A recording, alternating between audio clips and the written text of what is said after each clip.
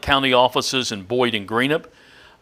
We sincerely thank the candidates who have given of their time to show up and let you, the voters, hear and see what they have to say and where they stand on certain issues.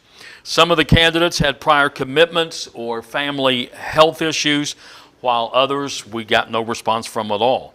We would also like to thank the Daily Independent for joining us in this political forum by providing those who will be asking the questions. Our sincere thanks to Aaron Snyder and also to Henry Colbyhouse, who will be asking the questions tonight. Each candidate in each segment will have a 2-minute opening and closing statement. They will then answer questions. They will have 2 minutes to answer, and their opponent will have 1 minute to rebut. And then the order reverses.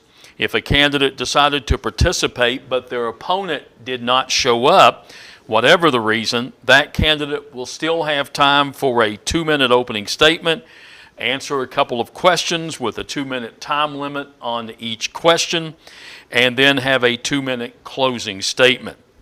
We also want to say special thanks to our sponsors of tonight's political forum, Clark's Pump and Shops of the Tri-State, McMeans Pharmacy, River Cities Builders, A&A Porta Potties, Kentucky Farmers Bank, and Stoltz Pharmacy.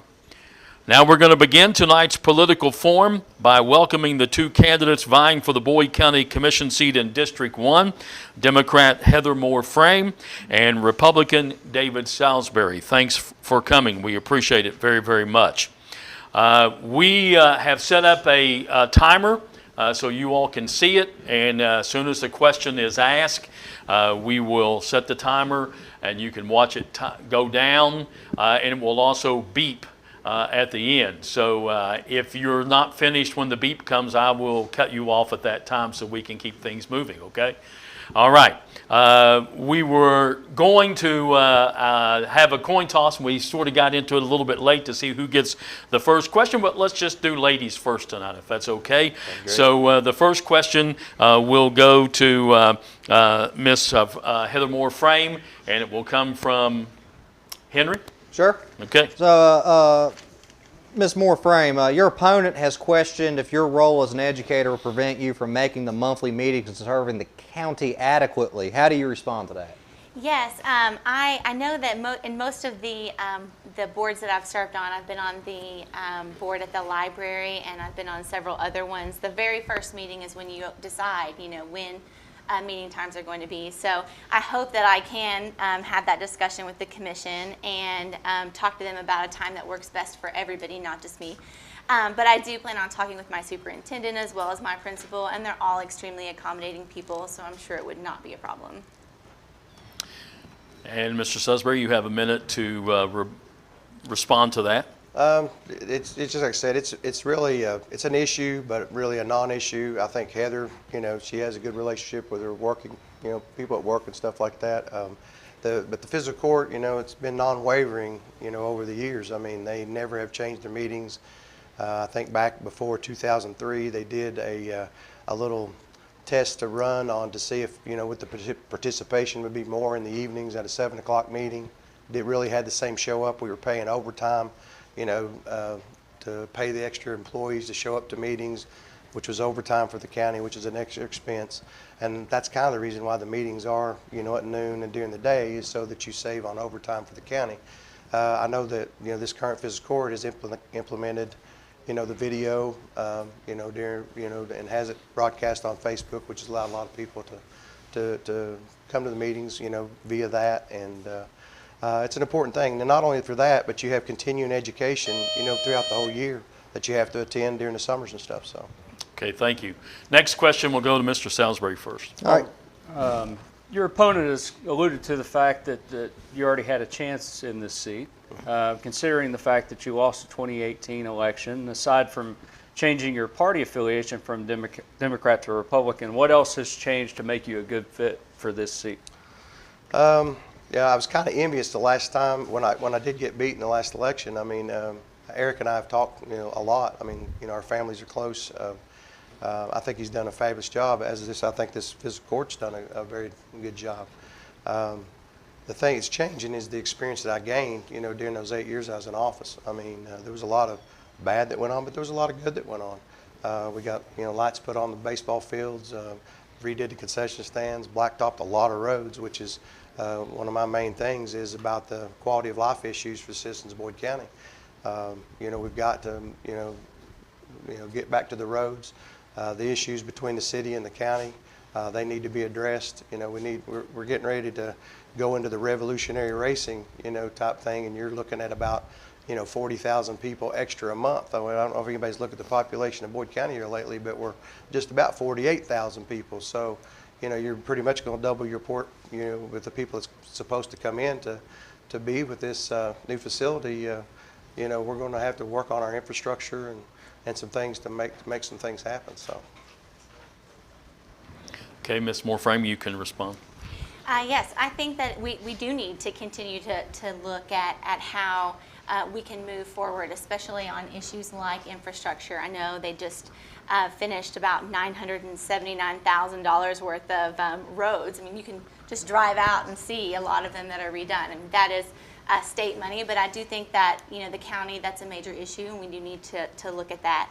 And I do think that, experience, you can gain it in different ways. And I've been a board member at the Boyd County Library. I've also done work at my school as on their site-based council, and there's different kinds of experience. And I think that we as a community need to move forward and definitely not move back.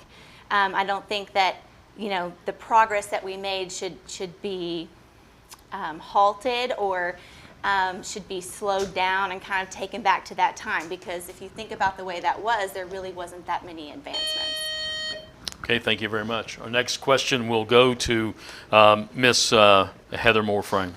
So I know from the last time we spoke, you'd kind of discussed some ideas of better communication, things of economic development, things like that. But we never could really drill on what are some actual concrete meat and potatoes type of things you would like to see at the fiscal court. Yes, absolutely. I do think that we need to open up the lines of communication. I don't think that the citizens of our community feel like they can ask questions. And when they do, oftentimes it seems, that they're, really short with them, or they get really aggravated. And I think that having that line of communication open with the commissioners, that they can actually talk to them and feel like they can get answers, is really valuable and extremely important. So I think that having community meetings where we do invite people specifically to talk would be extremely helpful.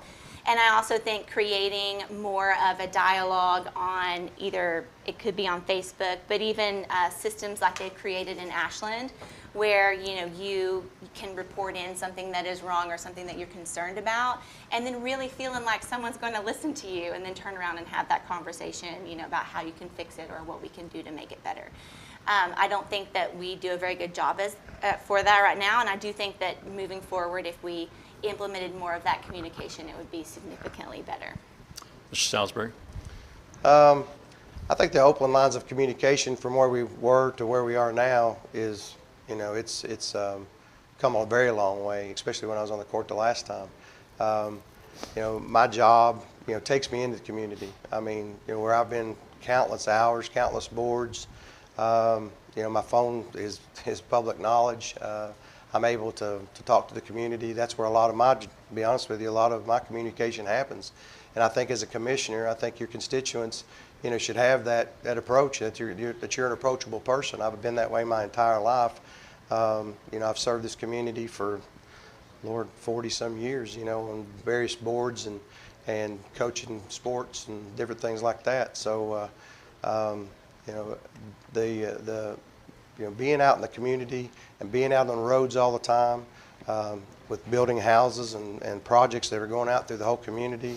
And it's not just in Boyd County. I travel Greenup and Carter and so forth and so on. So I think that's the best way to be able to communicate with your constituents, is face to face.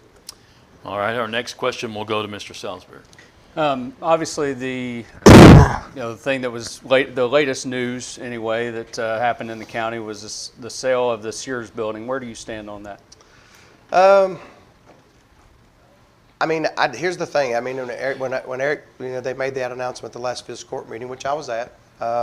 He said that in your 40-some years, of being involved, or 30-some years you've been involved and stuff, how many times, when you was on the court or any time that you've been before, has a $75 million project been dumped in your lap? And the answer to that's none. I mean, we have an opportunity here. I mean, I think it's a very slippery slope.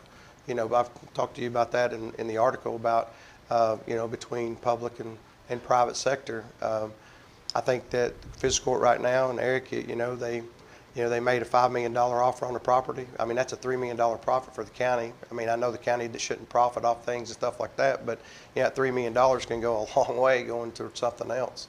I mean, maybe you might be able to, to finish the project that we need to finish for the, the outdoor farmers market, over in that area.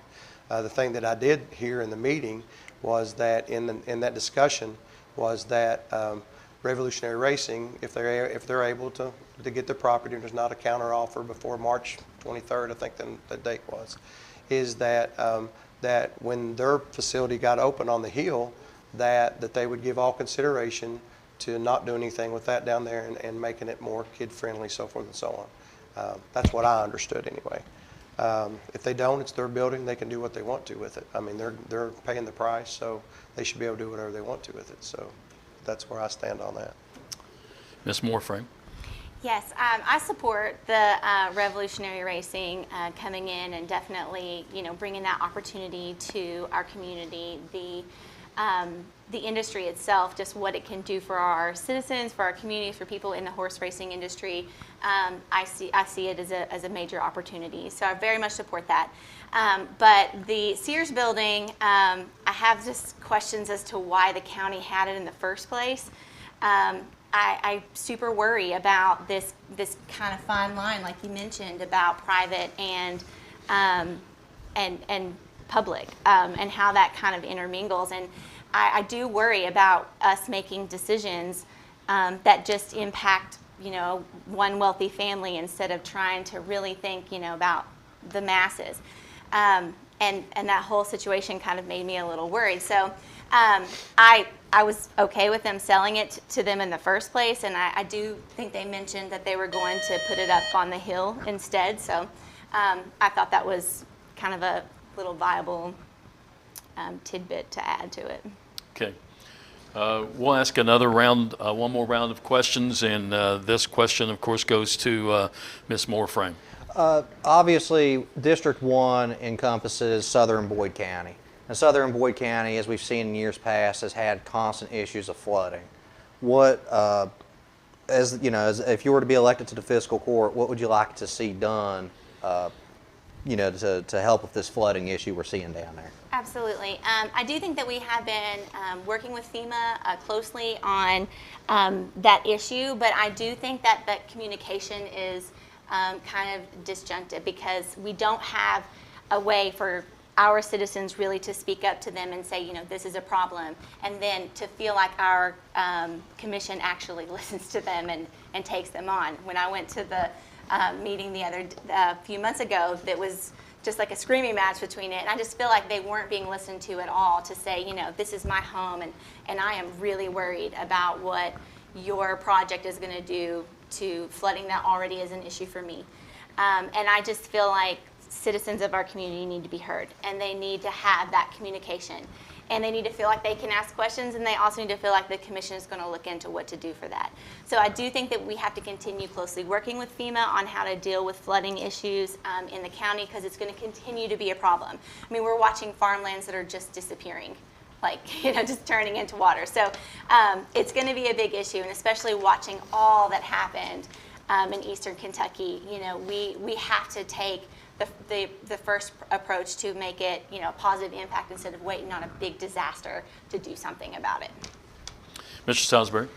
There's several things that are happening right now with the fiscal court. I'm sure you've seen the TIF District for the Kakawa Mall, but they also did the industrial revenue bond for the owners of the property that are right below Boyd County High School. And they're talking about, having a little bit of fill and stuff like that in there. Well, that industrial revenue bond, what that allows them to do is for infrastructure. I think that, the county holds that money, and before that is issued or before that money is given back to them for their infrastructure issues, I think that the flooding problem needs to be addressed by that industrial revenue bond money. I mentioned in the article that that I think that you could do sort of what they did behind when they made the mall. They rerouted East Fork. I don't think you need to reroute East Fork or anything, get that drastic, but I think a cleaning of East Fork is well overdue. And I think that if you get the right government agencies involved, when the Division of Water, to Fish and Game, to other things, along with the physical court, I think that, we can alleviate a lot of the flooding problems in Boyd County. Our final question then, we'll start with Mr. Salisbury. The article that you've mentioned a couple of times, there was a quote or two that jumped out in that from you, Mr. Salisbury. One of them was, I don't think somebody needs to be running for office when they can't make the meetings just because they're a woman. I hate to say that. That's what I've heard in every single meeting I've been at, that she wants to be the first female to serve on Boyd County Fiscal Court. That's a tremendous thing, to be honest with you, but it doesn't need to be at the sacrifice of Boyd County. Do you feel like that might be construed as a sexist statement? Yeah, that was a very, the way it came out that way, I believe it, and I'd apologize for that right now, to be honest with you, because I have 3 older sisters, and believe me, I've heard it, nothing but the worst from that. But what I meant by that was it can't be the only reason. That's not what you run on. I don't run because I'm a man, and she shouldn't be running because she's a woman and be the only woman that's ever served on, which would be an awesome thing, to be honest with you. I'd love to see any woman be able to serve in public office, but to say it was sexist and meant as sexist is nowhere near the truth, because just like I said, I was raised by a mother and 3 sisters in my my whole entire life, and no, that's not even where close to where that was coming from, and I didn't mean it that way either, but I just don't think that could be the only issue that you need to vote for somebody. I think you vote for somebody on their credentials and what they bring to the table. And if people think that Heather brings more to the table than I do, so be it. That's, let the voters tell the tale. But don't make that the only reason. You shouldn't vote for me just because that I'm a gray-haired old man either. You should vote for me because of my credentials. So that's the way I feel about that. Okay, Ms. Heather Moore-Frame, you can respond. Yeah, that definitely was a sexist comment, and that is definitely not my only platform. I have never just gone around saying, please just vote for me because I'm a woman. But it does and should be noted that there never has been a female commissioner in Boyd County. And what does that mean to me, looking at a commission that's expected to represent me? What does that mean to little girls that are out, looking at government to say, hey, is that something that I could get involved in? Is that something that I could do? And then for people to continue to tell them no is unacceptable. And I'm sorry, it's 2022, and that's absolutely unacceptable that you wouldn't have somebody in there that could do the job. But overall, that is definitely not my main selling point. I definitely support, continued job growth and communication, and there's a whole lot of other things on my platform other than the fact that I'm just a woman. So. Okay, I messed up at the very beginning, so what I'm going to do is give both of you up to 3 minutes for a statement instead of, since I didn't give you an opening statement at the beginning. So I'll give you up to 3 minutes, or a little bit longer if that's what it takes, since we didn't give you the opening statement, as your closing statement. And we will start with Heather Moore-Frame for your closing comments. Sure, well, I'll just go ahead with my opening one, if that's okay. Yeah, that's fine. So hello, my name is Heather Moore-Frame. I am running for Boyd County Commissioner in District 1. I am a school librarian at Calixburg Elementary, a dedicated mother of 2 children, and a devoted citizen of our community. And I'm looking to bring a unique perspective to this commission. I believe that decisions should be made with all members of the community in mind, and I hope that I can open up a communication with my constituents that will allow them to ask questions, not only to the commission, but also have them understand exactly what their tax money is being spent on. I also see the need for very good quality jobs that provide a living wage, and I will do my very best to promote our community to potential businesses and also to industries. I spent the last 5 years as a board member at the Boyd County Library, and I've had the opportunity to work with budgets and understand the importance of community involvement and input. I've also served as a member of my school's site-based decision-making council going on 3 years now, and I have seen the value of cooperation and how important it is to make decisions based on the needs of all of your stakeholders. My hope is to provide a unique perspective to the commission and represent a large part of the community that historically has not had a seat at the table. I am confident that I am the very best choice for this position, and I ask you to vote for Heather Moore Frame for Boyd County Commissioner on November the 8th. Thank you very much. Mr. Salisbury, your statement. I'm James David Salisbury II. My father is David Salisbury Sr. He's Executive Director of Five Area Development District for 42 years. My mother was guidance counselor at Boyd County High School for 40-some years also. I've got 3 older sisters, Becky, Rhonda, and Jamie. I have a lovely wife, Stacy Salisbury, a boy, Trey, and his wife, Kayla, and my newest addition to the family, my grandson, Asher. I've got a daughter, Emily, who's at UK as a cardiac intensive care nurse, and her soon-to-be husband, Dalton Spurlock, from Carter County. I served on the fiscal court, from 06 to 13. Did a lot of good things in the fiscal court. Never really had a $75 million project, just jumped in our lap. But don't get me wrong, I shouldn't say dumped in our lap. I should say, they worked for that, and they did everything possible to do that. I want to continue the work that started by our current county judge executive, because there's one part that I did leave out, that he's the tip of the sword. The fiscal court follows our county judge executive. We bring the ideas from the constituents and what's going on in our county to the court meetings, but he is the daily commander of our ship. He's the guy that writes it, and we are there to support him, and we're there to bring the constituents of Boyd County's ideas and things to the court to make sure they are heard and that they're acted on by our county judge executive. My experience speaks for itself. I humbly ask for everybody's vote in the November 8th election. Thank you. Thank you, candidates. We appreciate it very much. Those are your 2 candidates for Boyd County Commission. District 1, Democrat Heather Moore Frame, Republican David Salisbury. We're going to take a break, and we'll come back and continue with more of our 2022 political forum here on Cool Hits 105.7 and Cool TV.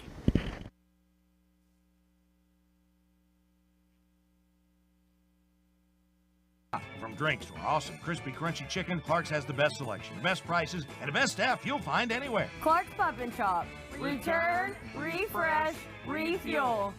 Does your gas station or convenience store need a facelift? If so, call River City Builders at 473-4112 for your remedy. Big or small projects, River City's Builders is a company for all your needs. We have extensive experience in the petroleum industry, from routine gas dispenser and canopy maintenance to above-ground, underground tank and piping work to full-blown remodels and new builds. Call River City Builders at 473-4112 for all your petroleum needs. We'll cover your back and keep your customers pumping gas. When you have business away from home or a planned event far from your comfort zone, you're probably going to need a little help. Let A&A Porta Potties assist you with all your portable toilet needs. Whether on a construction site, planning for an outdoor wedding, or any other outdoor event, A&A Porta Potties are here to assist you. A&A Porta Potties also rents out storage containers, office containers, cooling fans, tables, and chairs. A&A Porta Potties, there is no event too big or too small for us to accommodate you. In addition to the Greenup location, Stultz Pharmacy's newest location is at 437 James Hanna Drive in South Shore, but has retained the name you know and love, McDonald Pharmacy, with the same great service you'll find in the Greenup location, with free delivery service and their convenient drive-through. Get your vaccinations and allergy shots, and of course, great prescription service at Stultz Pharmacy in Greenup and McDonald Pharmacy, James Hanna Drive, South Shore. Stultz Pharmacy. Whether it's fountain drinks at the lowest price or you're filling up the cooler for the family and friends, Clark's has the widest selection, the best prices, and the most helpful staff you'll find anywhere. Clark's Pub and Shop. Return, refresh, refuel. Welcome back to our political forum here on Cool Hits 105.7 and Cool TV. We now welcome the Republican candidate for Boyd County Commissioner in District 2, Jeremy Holbrook. For the record, his opponent, Democrat Larry Brown, has a sickness in his family and is out of town. We will start out with Jeremy giving a 2-minute opening statement. Hey guys, for everyone watching online and anyone who's kind of catching this on the repeat later, thanks for joining us. Thanks for taking the time. It is really important that we hear from candidates their visions, their goals, their outlines, what they want to see accomplished over the next 4 years. And I think it's important for you as a voter to hear that. So thank you for taking the time to do that. Thank you, Cool Hits, for hosting. Again, Jeremy Holbrook. I'm running for Boyd County Commissioner in District 2. And although there's a few specific areas that I think is important for this campaign and my overall perspective over the next 4 years, I believe the most important is the one I've been saying for about the last year. People are more important than politics. People matter more than politics. For everything to work, for our county to truly succeed, it's going to take everybody. It's going to take each of us, Republicans, Independents, Democrats, Lions, Tomcats, Eagles, Royals, Holy Family Irish. It is going to take all of us. We're going to have to work together on purpose, for a purpose, to ensure that our county reaches its God-given potential. People are more important and valuable than politics. And if that's true, and I truly believe it's true, then what we need to do, we need to act like that. And I know this is a political thing. I should take the time. This is a campaign. But the truth is, leadership should look differently sometimes. And so I'd like to take some time in this opening comment, in this opening part, and I'm going to ask Boyd County and the city of Ashland and all of our area to take time to pray for my opponent, for Commissioner Larry Brown, our current commissioner, and his family. Right now they're gathering because someone may be on their last moments of this side of eternity, more than politics. Let's take time to pray for Larry. And I want Larry to know from my heart and from everyone in this room, from everyone that's watching, we are praying for you and your family, and we hope that those moments make an impact. And I just want you to know that as a family, we're praying for you. Thank you very much. We'll now ask a couple of questions, and of course, Jeremy will have 2 minutes to answer each one of those questions. So, the person that you're running against, Larry Brown, ever since I've been following the Boyd County Fiscal Court, has probably been, he's asked the most questions, he's kind of given the most pushback, and kind of, I wouldn't say criticized, but he's always kind of at least put it under a critical lens of what the judge executive's doing. Will you carry on that spirit of, taking a look at things before you jump into them, or will you be a yes man for the current judge executive? I think it's extremely important and to be commended what Commissioner Brown has done. Let's not forget not only 4 years at Boyd County, but 16 years at the city of Ashland. He's got a legacy of serving this community, and I think it is important to be quite honest. That 85 to 90% of things that our judge executive has led, I'm really behind. But there may be some things that I'm not. And I truly believe that there are times that commissioners get to meet with judge and discuss those things. And I think it's those conversations that truly matter of, hey, help me see some perspective that maybe I don't have. Because again, I'm limited. I've never done this political thing. I never really thought I wanted to. But I think our county's at such a tipping point that the next 4 years truly matter. And so I think it's just really important. And if you don't agree, then don't agree. And stay. Have that backbone that says, this is not my thing, and this is why. And I think Larry has done a great job at that, and there will be times if I don't agree, I will be vocal about it, and that's okay. Aaron? Obviously, Ashland is in your district. Yes, sir. District 2. Now, you're the director of the neighborhood, and over the last few months, it seems like community members have continuously brought to our attention, and it is pretty visible, the homelessness problem, Sure. In Ashland. As a commissioner, what would you hope to do to curb this problem? I'm excited for what the city of Ashland is doing. They're bringing on this new task force. I think it is a huge, maybe it's not the biggest ordeal ever. Maybe we've made a little bit more of it. I've got the demographics. I see it because I am on the front line. I see the people that eat breakfast at Ashland Community Kitchen every day, the people that need the help that CARES, Community Assistance and Referral Services, give. The dressing room, the clothing needs, Clean Start for the showers and hygiene supplies. That's my day-to-day. That's my Monday through Friday. And what I truly believe, as much as we have programs, I think we need to change our philosophy of why these programs exist. Our goal as these stability services should be a decline in numbers. Our success should be defined as how many people don't have to come back. Can we walk with these people through where they are to where they could possibly be, instead of just, here's this, here's that, here's this, see you tomorrow, see you at lunch, see you at dinner.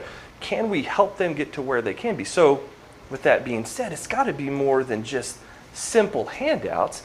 It needs to be, hey, can we train you how to do resumes, cover letters, applications? We'll give you a mailbox, so if you get that application in and they need to mail you something, we'll help you along the way. But it's also requires something on their terms. They've got to want to get better. And so we need to figure out a filter of, will these people grow in a healthy way? Do they want to grow in a healthy way? And I'm going to be really honest, a lot of our people that we see resistance from, their issue isn't necessarily homelessness, it's more of addiction.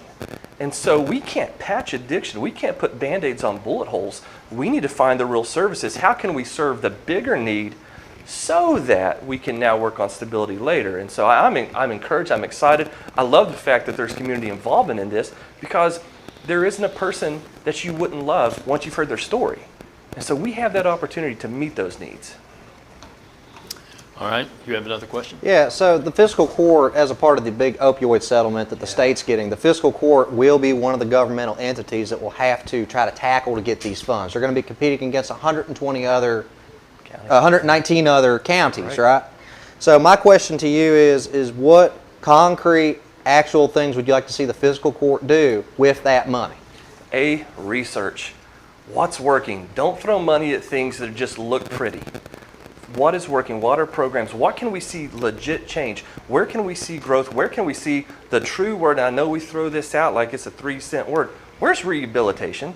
Where can we see someone move from here to here? Can we invest into that? Can we, and it can't just be just money too.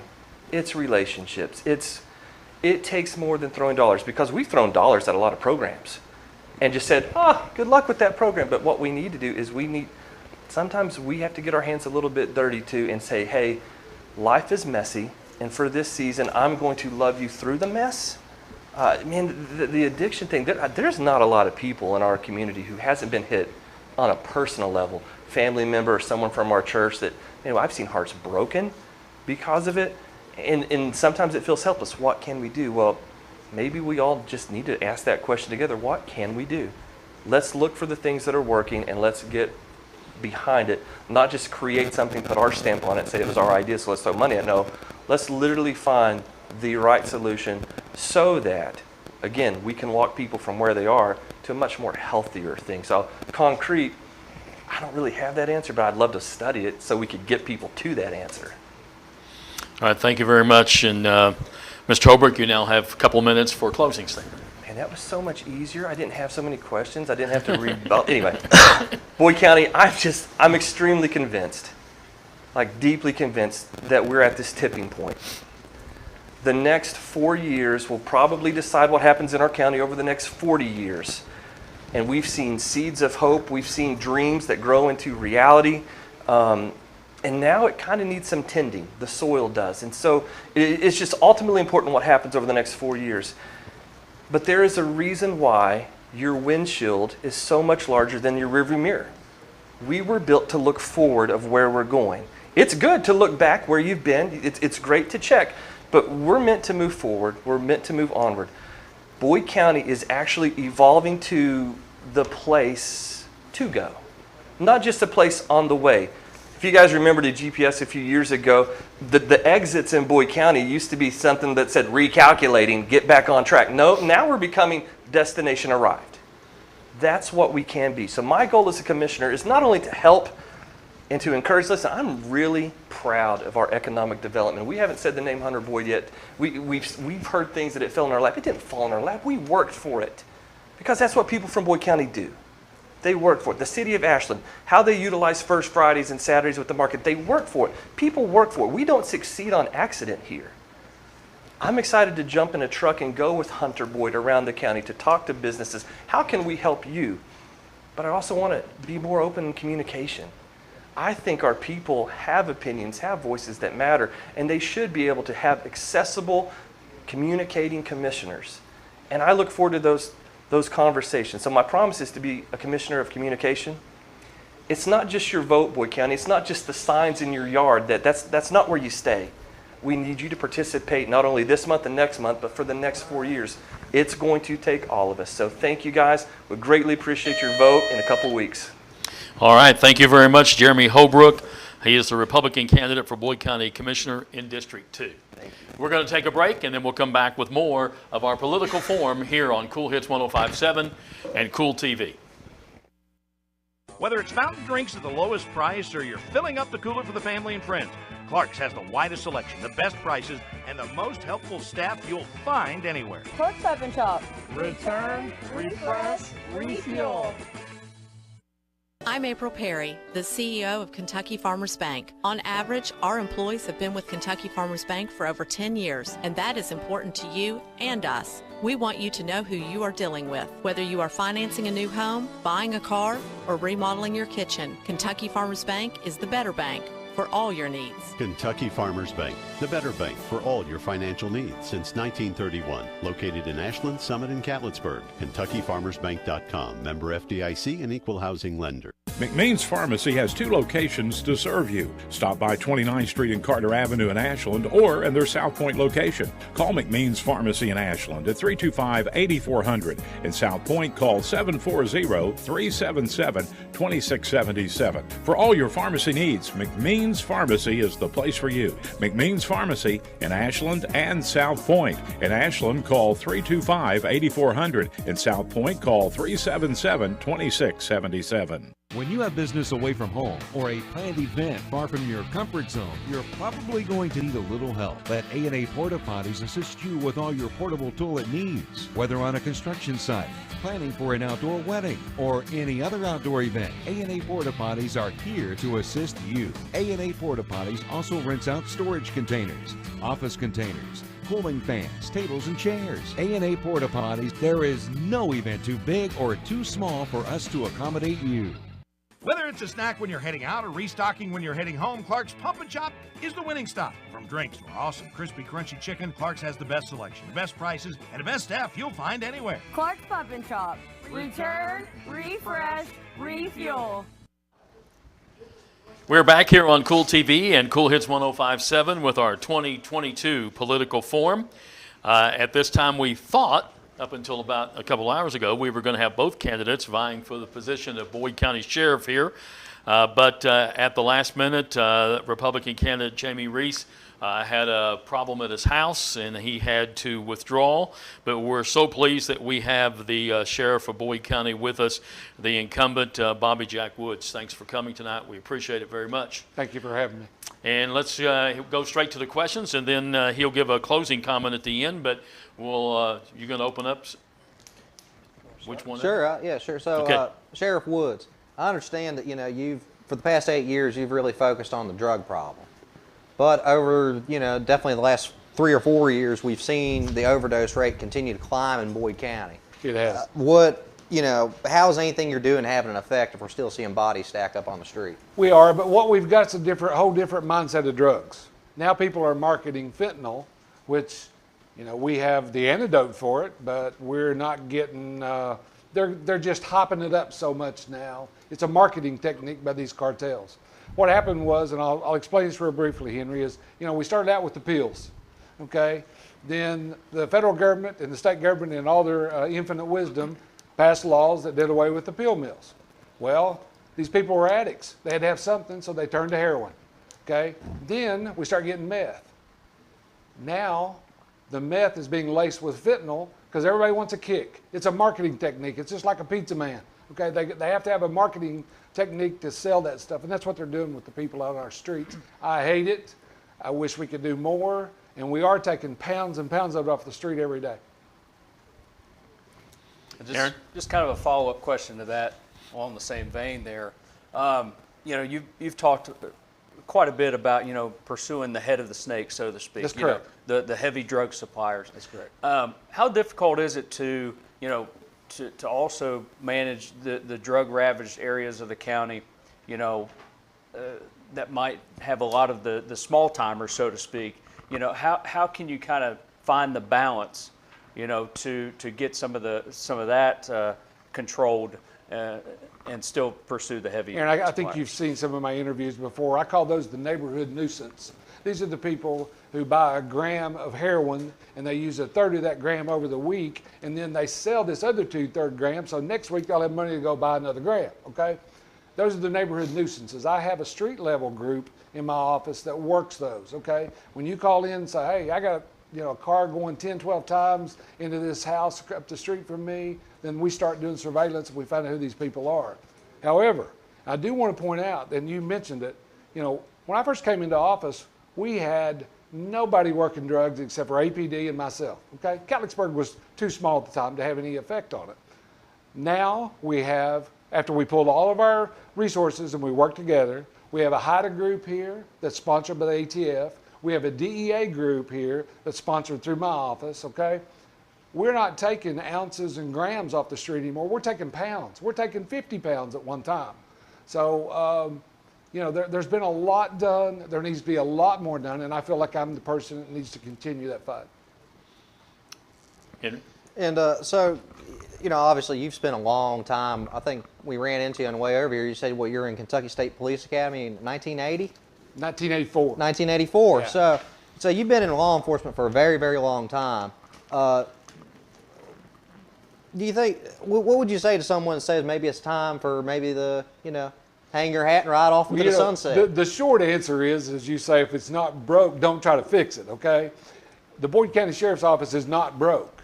It is active. We've made so many changes in that office, and one I'm really proud of, and I do want to discuss this, is when I first came into that office, the people in that office were wearing BDUs, and I don't know if you know what a BDU stands for. It stands for Battle Dress Uniform, okay? We're not doing battle with anybody. We serve the people of Boyd County. We're there to protect and serve. So what we've done with this is, Henry, is we have just kept building and building and building on the people, the professionalism. I think the people in Boyd County are generally, more than generally, pleased, and that's why I think I'll be reelected. Have any others? Okay, you have time now for a closing statement. Thank you, Jim. Thank you, The Independent, for having us here tonight. I've been blessed in my almost 8 years of being your Boyd County Sheriff, and I'd like to touch on just a few of the gains we've made. First of all, when I ran, I'm going to reiterate this, I said it a minute ago, in 2014, I ran on the platform of fighting illegal drugs. Illegal drugs are no longer an epidemic, as the health people call it. It is a plague of biblical proportions. I'm going to touch on what Jeremy Holbrook said a minute ago. We're not going to stop this plague by just putting people into rehab. We've got to find jobs for these people. There's so much more. We've got to have rehabs. And I don't mean a 30-day rehab where we just put somebody in and let them go to work every day. We've got to have true rehabs where we get these people some help. We've got to have education in our schools. We can't arrest our way out of this problem. So what we need to do is instill integrity and self-reliance back into these people after they get out of this rehab, so we can build on that and make them productive citizens again. Some of the other things I'd like to touch on is that with cooperation from the fiscal court, which I've had an excellent relationship with, I've placed an SRO in every school in rural Boyd County, including the Fairview system. We determined that most of our calls came from the northwest side of the county during the odd hours, so we opened an office in Westwood. You give our guys a place to go to that citizens could come to and feel safe and also report things. I'm kind of proud of this. People don't understand that the sheriff's office is not all law enforcement. We do taxes, we do vehicle inspections, we have the schools, but I want to state this. I've been under budget every year since I've been the sheriff, even expanding all these other programs. So I'm proud of what we've done, and I ask you to reelect me in November to try one more term. All right, thank you very much. That's the incumbent sheriff of Boyd County, Bobby Jack Woods. We appreciate you coming. Thank you. Appreciate it very much. We're going to take a break. We'll come back with more of our political forum here on Cool Hits 105.7 and Cool TV.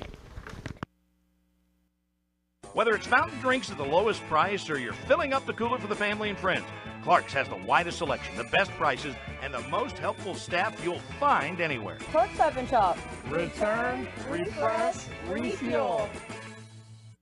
I'm April Perry, the CEO of Kentucky Farmers Bank. On average, our employees have been with Kentucky Farmers Bank for over 10 years, and that is important to you and us. We want you to know who you are dealing with. Whether you are financing a new home, buying a car, or remodeling your kitchen, Kentucky Farmers Bank is the better bank for all your needs. Kentucky Farmers Bank, the better bank for all your financial needs since 1931. Located in Ashland, Summit, and Catlettsburg. KentuckyFarmersBank.com. Member FDIC and equal housing lender. McMeans Pharmacy has 2 locations to serve you. Stop by 29th Street and Carter Avenue in Ashland or in their South Point location. Call McMeans Pharmacy in Ashland at 325-8400. In South Point, call 740-377-2677. For all your pharmacy needs, McMeans Pharmacy is the place for you. McMeans Pharmacy in Ashland and South Point. In Ashland, call 325-8400. In South Point, call 377-2677.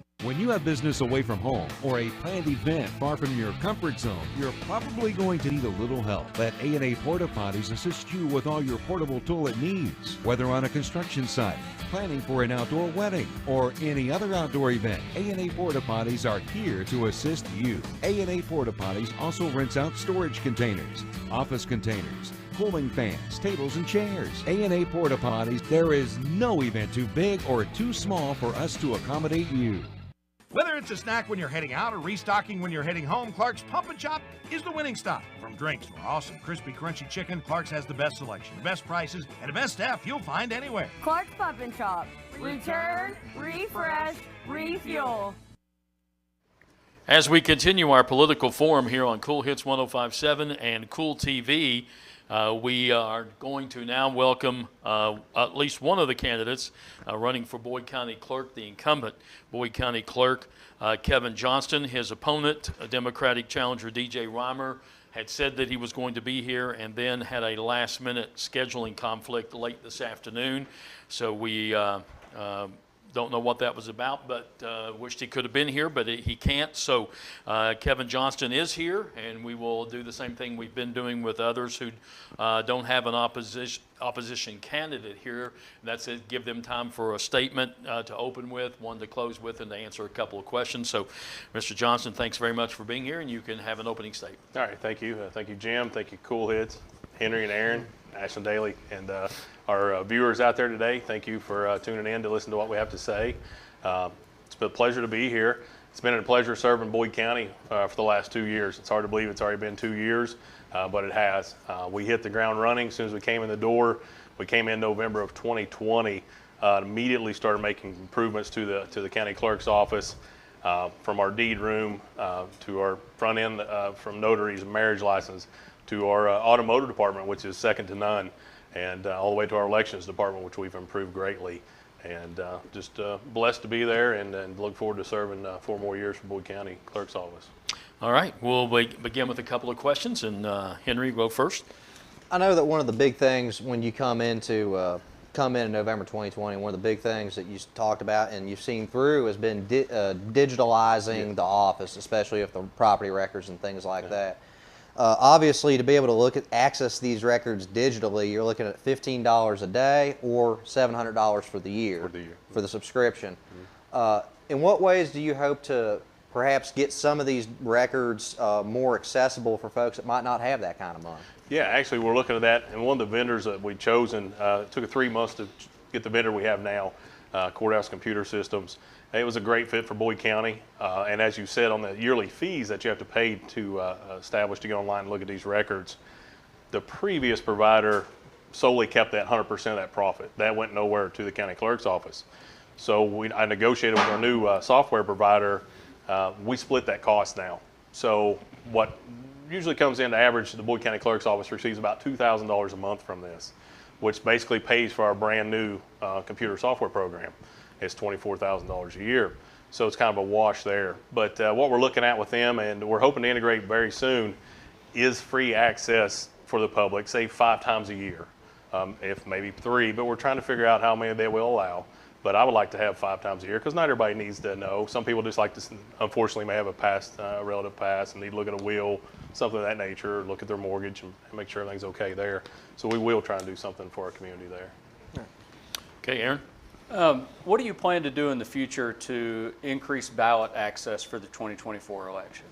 For ballot access? Can you elaborate a little bit, please? Well, I know one of the things that's kind of come up recently at the last election board meeting there was, you know, the issue of some of the polling stations weren't reopened from before COVID. That's been a question that's been brought up. So what do you hope to try to increase polling stations for folks around? On our vote centers. Yeah. So with our vote centers, we have 9 for the general election here. Obviously, in the spring, we had 8. Unfortunately, we couldn't use one of our locations due to construction. But that was our first election. You know, we ran through it and ran flawlessly, but it's a learning process. You know, I don't know all the answers right off the get-go, but we put it together and it ran great and it's very productive. We may see after this general, hey, there is another need for another area in the county or in the city that would be more accessible. So we're really with 9 vote centers. If you go to regions of our size, geographical and population, we have most vote centers.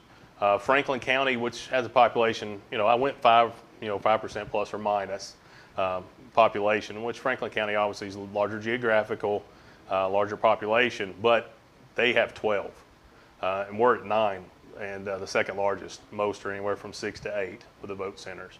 So it's a great asset. You can go anywhere you want to vote, so you're really not hindering anybody. You're actually giving them more of an opportunity to vote now than you ever had. With early voting, your absentees, your 6-day absentee in person, 3-day early voting, and of course election day. You can go to any of these facilities, show your ID, and you'll receive the proper ballot for where you live. So actually with 9, we've really given you an opportunity to go and have your voice heard and vote. Yeah, just one more, Jim. Yeah. What are a couple of the biggest challenges that you faced that you may have, you know, been surprised by maybe, you know, when you took over as clerk, and how did you tackle those challenges? Basically, just making sure our customer service is foremost. I mean, you know, I work for the taxpayers, and I want to make sure that they're served in the right. And like I said, I've got a great staff. I was able to keep and retain all staff when I took office, and they have been phenomenal. And like I said, from our deed room to our automotive to elections, I mean, we are customer service based now, more of a friendly atmosphere. Not that they've done anything wrong. It was just basically under leadership. We've given them a little freer reins and show them the respect that they deserve, and it's really paid off. All right. Mr. Johnson, you have a couple of minutes now for a closing statement. Okay. Once again, I just appreciate the opportunity to serve Boyd County. This has truly been an honor, and I look forward to 4 more years of doing this. We've accomplished a lot, and the difference between being a business leader and a politician, everything I ran on 2 years ago, I came into office and did those things. I accomplished those things. So it wasn't just false promises.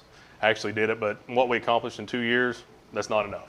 There's a lot more we can do. There's 120 counties, and we're really on the way advancing our county clerk's office to be one of the top 5% in the state. And I'm proud of that, especially with our election department, what we've accomplished with that. We've made great strides, but I have to have more time to accomplish this and move us in the right direction, even better job for Boyd County. All right, thank you very much. Kevin Johnston, he is the incumbent clerk, Boyd County Clerk, and we appreciate him coming tonight, sharing with us and answering a couple of questions. Thank you all. We'll take a break, and we'll come back with more as we will talk with the candidates running for Boyd County Attorney. That's next. Our political forum continues here on Cool Hits 105.7 and Cool TV.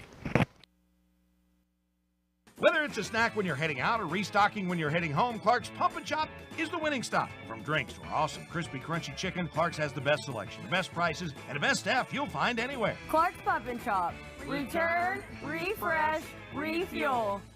Does your gas station or convenience store need a facelift? If so, call River City Builders at 473-4112 for your remedy. Big or small projects, River City's Builders is a company for all your needs. We have extensive experience in the petroleum industry, from routine gas dispenser and canopy maintenance to above-ground, underground tank and piping work to full-blown remodels and new builds. Call River City Builders at 473-4112 for all your petroleum needs. We'll cover your back and keep your customers pumping gas. When you have business away from home or a planned event far from your comfort zone, you're probably going to need a little help. Let A&A Porta Potties assist you with all your portable toilet needs. Whether on a construction site, planning for an outdoor wedding, or any other outdoor event, A&A Porta Potties are here to assist you. A&A Porta Potties also rents out storage containers, office containers, cooling fans, tables, and chairs. A&A Porta Potties, there is no event too big or too small for us to accommodate you.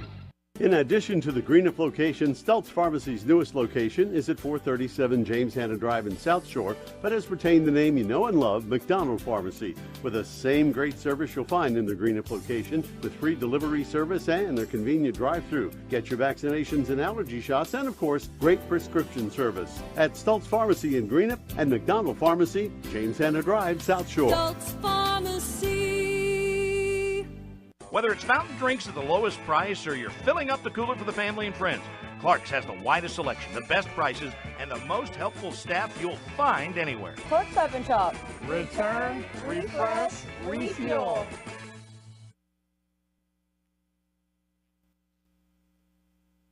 Come back to our 2022 political forum here on Cool TV and Cool Hits 105.7. I'm your moderator, Jim Forrest.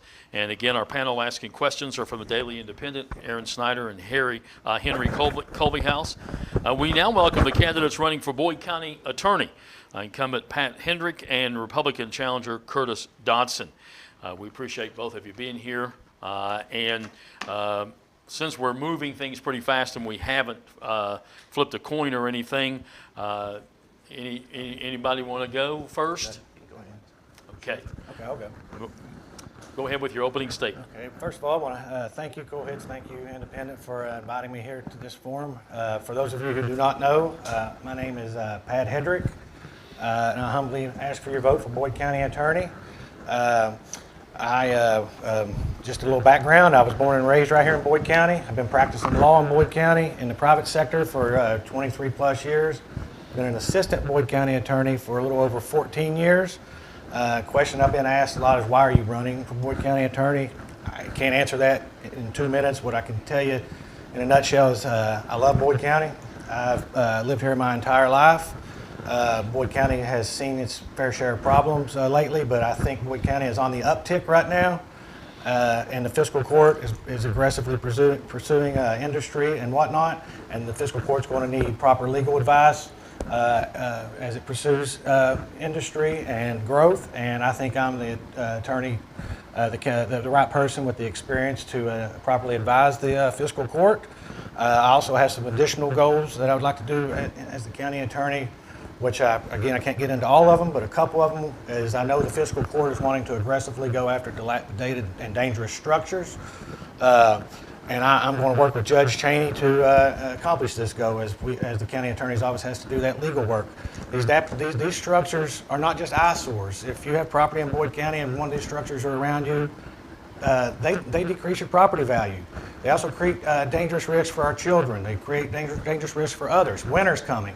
People are going to go into these structures, make camp, start fires. That's going to put our first responders and firefighters in danger.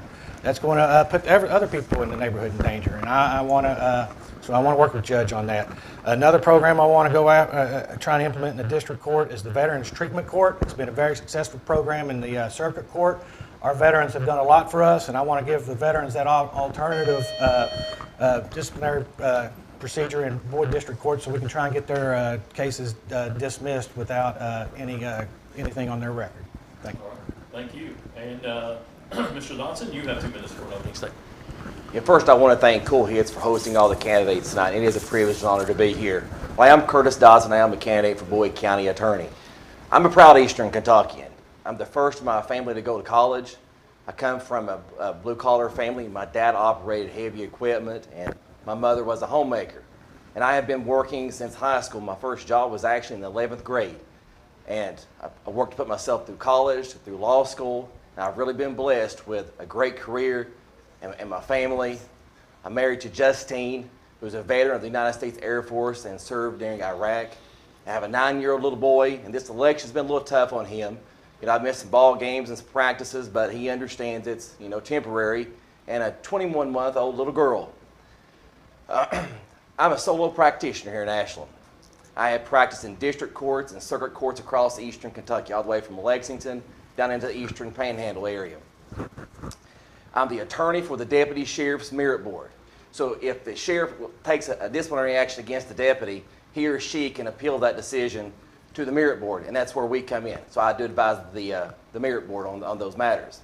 And I previously served as conflict counsel for the Public Defender's Office. So when they had a conflict in their office or an overflow, they referred those cases to me. And it was primarily felony cases. But my experience, I've handled anything from personal injury, family law matters, to adoptions, to divorce, child custody, probate, estate, if someone passes away, workers' rights. But I'm really most proud of my work representing those without a voice, some children that have been abused, and going up against some entities to protect those children and to get pedophiles out of the school system. And there was one case in 2014 where I had went up against a school board on behalf of 4 kids, and after 4 years of litigation, we went to trial, and we discovered nearly 12 victims of a particular individual, and we went after him with the school board, and we took care of that. So I would like to take that experience to the county attorney's office.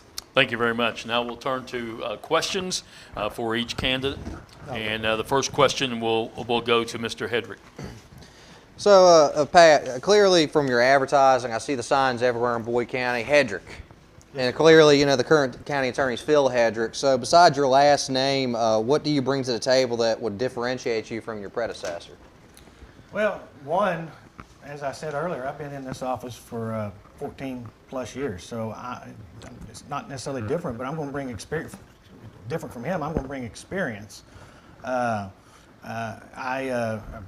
been in private practice for 23 years, so I've handled a lot of those matters privately that Phil didn't handle and whatnot.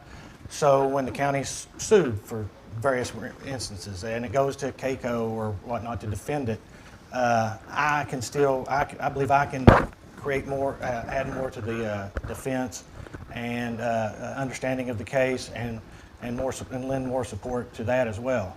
It's just he and I have different experiences because Phil was 30 years or so as the county attorney, and I have the experience as an assistant county attorney, and I have real world experience as a lawyer in private practice as well. And I think I can bring that private practice experience to the county attorney's office, such as dealing with the things such as dilapidated houses and whatnot, which involves civil work on a county level. And I think that's the experience I can bring to the county attorney's office. Okay, Mr. Dodson, you have 1 minute to respond. Well, you know, the experience is more than just about working in a particular office. It's about, you know, having a wide array of experience. As I just said earlier, you know, I have handled a wide variety of cases, and I have dealt with Boyd County. I represent real people with real issues that affect people. You know, when an individual comes over an adoption or a child custody matter or an abuse case, those people matter. And you know, that experience that a person gains, that's what life is about. You know, you can build upon that and bring your experiences to the office and help better it. You know, when I decided to seek this office, I did a lot of prayer. I talked to a lot of attorneys, stakeholders in the community, police officers, and I didn't just run to have a different name on the ballot. I wanted to have a clear vision and a direction I wanted to take it. And when I saw what other counties were doing, I was like, why can't we do that here in Boyd County? I mean, if it's good enough for them, it's good enough for us. You know, one example, well, a couple of examples. I want to bring a traffic school to Boyd County. Okay, okay. you can finish that okay. Next time. Question, Aaron, we'll go to Mr. Dodson first. All right. Obviously, one of the duties of a county attorney is handling the child support office. What are some of your plans in terms of handling the child support office? Well, actually, right now, Boyd County, it's handled by the Carter County Attorney's Office. So one of the things I want to do is to bring that office back to Boyd County.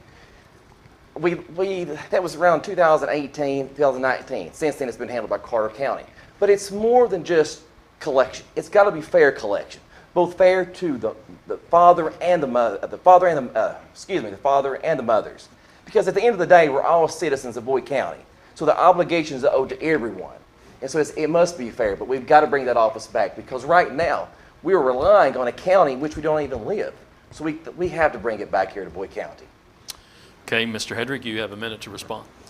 Well, I've did child support collection for 14 plus years. I'm still doing it. But the only reason to bring the child support office necessarily back to Boyd County is one of three reasons. The constituents ask for it, which they haven't done in my talks with them.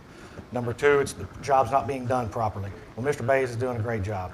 So so that reason is out. The third reason would be just to go and collect, line my pocket with another paycheck. Because what people don't understand is the child support office is not funded by the county. It's funded entirely by the state and federal governments.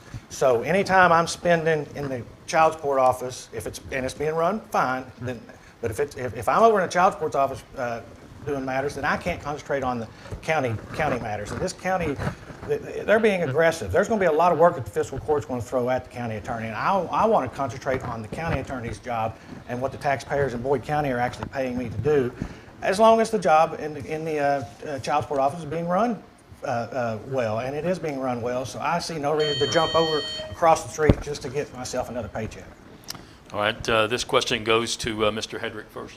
And something kind of touched on there is, the Boyd County Fiscal Court is starting to do a lot of things in terms of economic development. One of the things they're getting involved in is a lot of the private sector stuff. What would you like to do to ensure everything is still above board and legal when it comes to kind of these public-private kind of partnerships we're starting to see? Well, the first thing is just transparency. Work with the fiscal court. My office will be completely open to folks. If you have any questions, if you have any issues with the public-private sector, transparency, come to my office. Hit me up on email. Call me. I'll give you my cell phone, 923-0143. Call me. I will work with, I know Judge Cheney and the fiscal court is big on transparency, so I don't think the public-private sector is necessarily going to be an issue, because there's state laws that guide these things. What you do is you crack the books, you read the statutes, you read the regulations, you make sure you follow the law, and you follow the law, and you're transparent with the voters, you're going to be fine, and that's what we will do. Okay, Mr. Dodson, you have a minute. Our job as the county attorney is to give advice to the fiscal court. It's not to make the decision. That's why we elect our commissioners and we elect the judge executive. Our job is to advise them what the law is, and that's what I will do. If it's legal, that's fine. If it's not, then I will advise them that it's not legal. But I agree, it is about transparency. We have to be open to the public. If they have questions, we have to be there to answer those questions. But if it's legal, I have no problem with it. All right, thank you very much. Yeah, Mr. Dodson, you mentioned a little bit about your experience and whatnot. A lot of personal injury cases, things like that. How do you feel like that will translate to prosecuting misdemeanors and advising the fiscal court, as you just talked about? Well, I have handled some criminal cases as well, and it's not just personal injury matters. In 2014, I went to court over some boys that had been abused in the school system that was overlooked, and we went to court for those boys. And in the course of that litigation, we discovered more and more victims.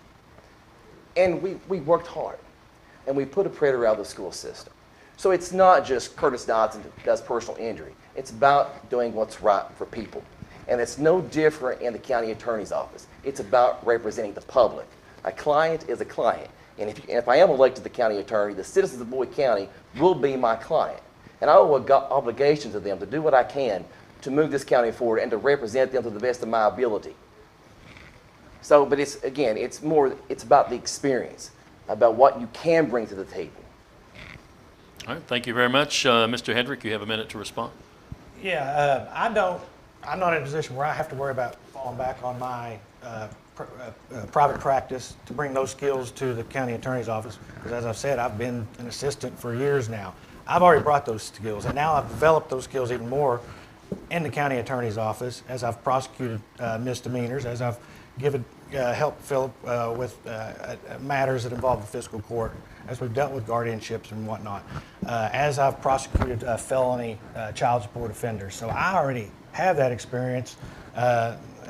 Yes, there was a learning curve years ago when I took on those jobs, but I've been doing it for a while now. I have practiced thousands of cases in misdemeanors and whatnot in the Boyd District Court. So as far as that goes, I already have the experience there. Have another question? Okay. No more questions, then we'll give each candidate a chance for a 2-minute closing. And Mr. Dodson, you'll go first. Earlier when I wanted to get to, when I looked what other counties were doing, I kept asking, why can't we do it here in Boyd County? And one of the things, we need a traffic school. In 2012, the state legislature authorized county attorneys to create a traffic school. We have 120 counties in Kentucky. 102 of those have already implemented that program, and it's needed. So if you get a minor traffic offense, you complete a program right at home on the computer, and once that's done, it's sent to the county attorney's office and the charges are dismissed. It's effective because for a couple of reasons. It saves the judicial system time and backlogs, and the individual can avoid potential increases in their insurance premiums and points on their license. And what I like about it, it's fair. No matter if you're a Democrat or a Republican, rich or poor, or no matter where you live, it's open to everyone across the board. Now, I don't have all the answers, but I can tell you I will get up and I'll go to work and I'll do what I can to move this county forward. You know, a couple of years ago, we elected some new leaders with a new vision, new direction. And look at the progress we've saw in this county. And the county attorney's office is no different. We cannot keep doing things the same just because that's the way they've always been done. If we have that kind of mentality, there'll never be progress. So we have to look forward for a new direction, for the future, for today and the future. Because I have kids here. I want my kids to stay in Boyd County. If they have to go away from school, I want them to come back. I have a vested interest in this community, and we love this community. It's my home, and I want to stay here, and I want to help better Boyd County. And with respect to the child support office, we have to bring it back to people who need it here. We cannot rely on a county in which we do not even live because there's no accountability. And Mr. Brian Bays in Carter County is a great guy. It's not about an individual. It's about having it in our county where it used to be and it needs to stay to keep it here for our people. All right, thank you very much. And Mr. Hedrick, you have 2 minutes for your closing statement.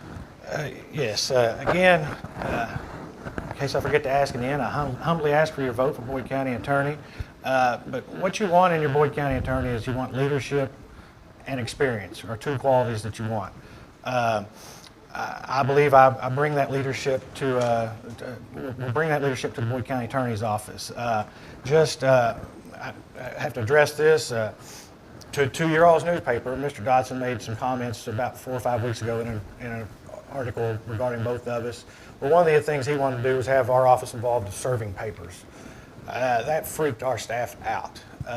They were like, what is he talking about? Because serving papers is dangerous work. You don't know what you're walking up on when you go give somebody a legal document. You don't know how they're going to react. That's why the sheriff serves papers. The sheriff's office is trained to handle someone if they get out of control.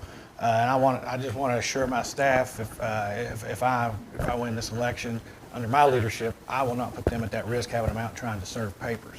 Some other things, when you deal with the county attorney's office, some of you have dealt with it in a punitive manner because of some life choices that you've made. Well, the county attorney's office can also be there to work with you and for you.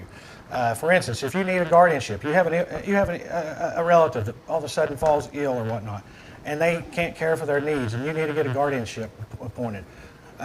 We can get that done. I will get that done with my experience. We will get that done as quick as possible and get you that guardianship so you can care for that loved one. Property taxes.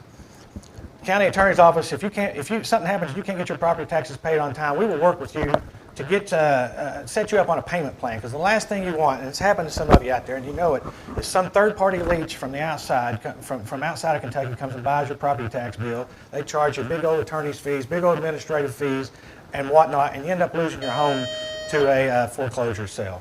I will work with you on that. All right, thank you very much. I want to thank Pat Hedrick and also Curtis Dodson, the candidates for Boyd County Attorney, for being with us tonight. We appreciate it very, very much. Is it possible I respond to something he just said about a newspaper article? Really can't do that since Okay. it's a 2-minute closing statement for each, okay? Thank you both very much for being here. We appreciate it. We're going to take a break, and we'll come right back with more of our political forum here on Cool Hits 105.7 and Cool TV.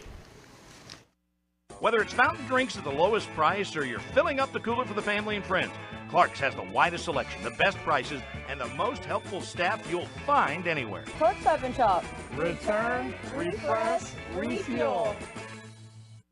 I'm April Perry, the CEO of Kentucky Farmers Bank. On average, our employees have been with Kentucky Farmers Bank for over 10 years, and that is important to you and us. We want you to know who you are dealing with. Whether you are financing a new home, buying a car, or remodeling your kitchen, Kentucky Farmers Bank is the better bank for all your needs. Kentucky Farmers Bank, the better bank for all your financial needs since 1931. Located in Ashland, Summit, and Catlettsburg. KentuckyFarmersBank.com. Member FDIC and equal housing lender. McMeans Pharmacy has 2 locations to serve you. Stop by 29th Street and Carter Avenue in Ashland or in their South Point location. Call McMeans Pharmacy in Ashland at 325-8400. In South Point, call 740-377-2677. For all your pharmacy needs, McMeans Pharmacy is the place for you. McMeans Pharmacy in Ashland and South Point. In Ashland, call 325-8400. In South Point, call 377-2677.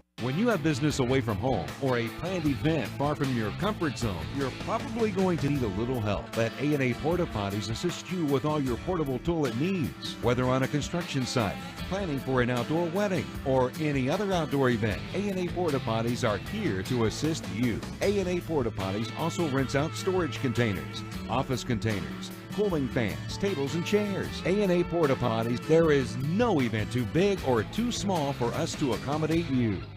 Whether it's a snack when you're heading out or restocking when you're heading home, Clark's Pump and Chop is the winning stop. From drinks to our awesome crispy, crunchy chicken, Clark's has the best selection, the best prices, and the best staff you'll find anywhere. Clerk's Up and Shop.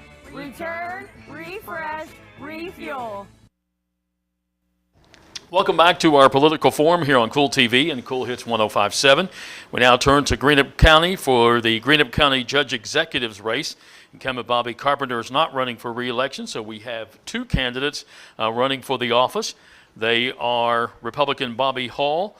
Mr. Hall informed us he had a prior commitment, and Democrat Tom Clay, who is here. We're pleased to have him with us. And Mr. Clay, you can begin with the 2-minute opening statement.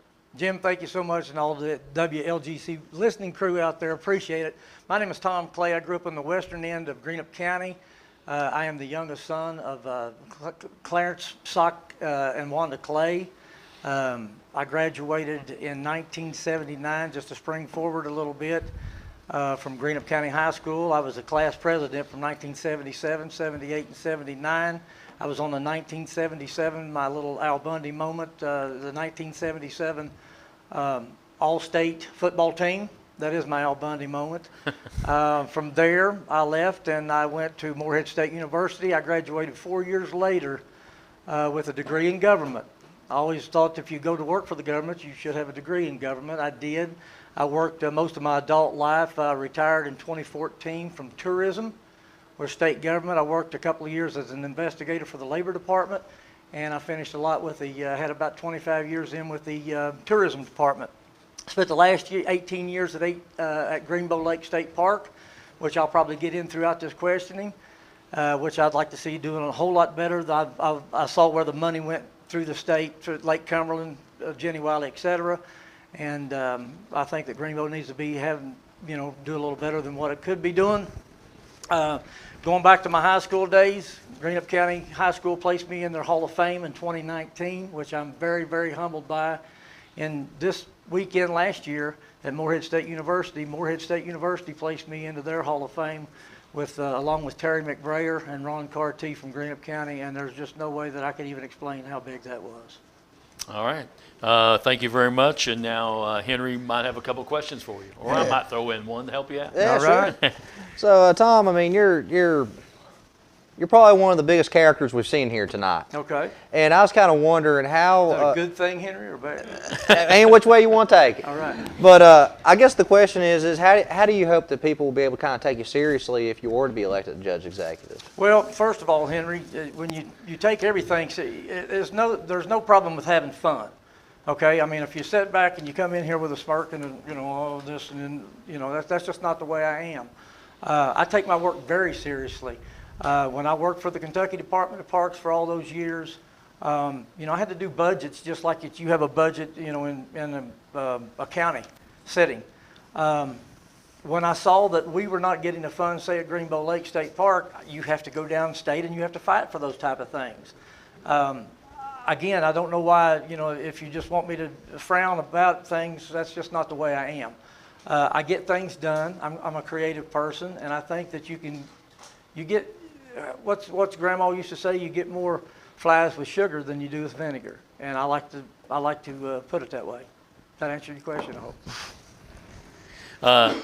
You have another one? I got one. Yeah, okay. I got another one. So, I was kind of wondering what would you say be, I think as David Salisbury said earlier tonight, the judge executive is kind of the tip of the sword for the fiscal court. Okay. They kind of set the agenda, they set the tone, they kind of set some of the vision. Exactly. What would be your vision for Greenup County if you were to be elected to this position? Okay, I can sit here and name all the stuff that politicians do, Henry. I'm not a politician. I haven't run before. I don't want to run after this. I'm here for 4 years.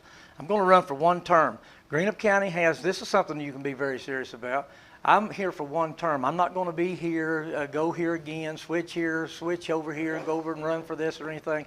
I'm going to have a vision for one 4-year term. You can sit here and talk about jobs all you want. Yes, we need jobs because people come out of high school, they need a job. You're coming home from college and you have a job. I grew up, with Ashland Oil. We had places like that. We had Armco Steel. We had places that you could go and work for a living. And we've lost a lot of those things. Now, we've still got Marathon. We've still got some of the railroad, but it's not like the heyday that it used to be, boys and girls. I'll fight for a job every day. I mean, good paying jobs, but let's start doing some other things as well. If you're a 68-year-old teacher and you're retired and you've been out there for 38, 39 years, you don't want a job, or you'd stay and be a teacher, correct? So let's do other recreational opportunities. Let's have better campgrounds. Let's have greater places that we can go put a canoe or a kayak in. Let's just have recreational opportunities here in this county. I want people to be born in Greenup County, to live in Greenup County, and to retire in Greenup County and not have to go anywhere else and have almost everything that they need at their fingertips. Jobs are important. Roads are important if you're the county judge, executive, okay? Let's do something with creative ideas like this. Here's one for you. We have an airport over at Worthington that's never been utilized. We have great roads. 23, you can go out here and you can go to Michigan, you can go to Miami. You can go 64 and you can go all the way to the west coast, to the east coast. We have an airport that we've never utilized. Why not? Let's get a Bengals bus. Let's get a Reds Express. And what I mean by that is, can we not get on a plane in Worthington, Kentucky at 2 o'clock on a Thursday afternoon, fly down, take the kids to a museum, take them to a Reds game and come home? Guess what? The next day, somebody from Cincinnati comes up and stays at Greenbow on the other hand, where tourism dollars comes and plays a part. Hope that answers your question. You are running against your opponent who also has been in politics. He's been the PVA of Greenup County for the past several years, right. But neither one of you have been a county judge executive, so Greenup County is going to get a new person in that. What makes you more qualified to be county judge executive than your opponent? Well, as I stated earlier, I have a degree in government and from Morehead State University, class of '83. I worked for the government for almost my entire lifetime. And if you look at the business manager's job, especially the 25 years that I spent with the Kentucky Department of Parks, I get a budget every year just like a county judge does. Okay, you have so much to spend over here, you have so much to spend over here, you have to do this, you have to do that. I did that budget for 25 years, okay? That qualifies me an awful lot right there. Also, you're looking at complaints, and I'd have to say that the county judge, we see newspaper articles and such like that, and it's great that you go, put the little snips on thing and open up a new business and all that's hunky-dory, but you probably don't see for the behind the scenes that what happens in the judge's office is when people knock on the door and say, I don't like this, I have no gravel on my road at the cemetery. I took complaints for 25 years at the Kentucky Department of Parks. That qualifies me a lot, I think, right there. The budget part of it, the creative part of it. I mean, if anybody can go in and crunch the numbers. That's simple to do. But let's go in every day and be creative with them, okay? Let's do something over here, let's do something over here, and see what works for Greenup County. I'm a uniter. If for the last, I don't know, several months, I've been going around Greenup County knocking on doors, and if you're not home, then I leave something on your door, and it says, please help me unite Greenup County. And I think that has to start with the county judge executive. If you're that part of the leader, don't let it, fester and boil into anything else. Let's have fiscal court meetings. Let's have transparency. Let's open it up. If people wants to walk into the office, they come in, and if you may not like everything I have to say, but guess what? Let's be civilized and sit down and talk about it. All right. You have any others? I think we're good to go. All right. Mr. Clay, you have time for a closing comment, 2 minutes. My name is Tom Clay, and today's my mother's 84th birthday. And she's listening out there. Happy birthday, Mom. I spoke to you earlier about things like Greenbow Lake State Park. I think tourism, we're lacking that. I'm a creative person, folks. I don't know how else to tell you this. I'm looking as I'm coming up here today. We have almost, 35 or 40 miles of the Ohio River that goes down through here.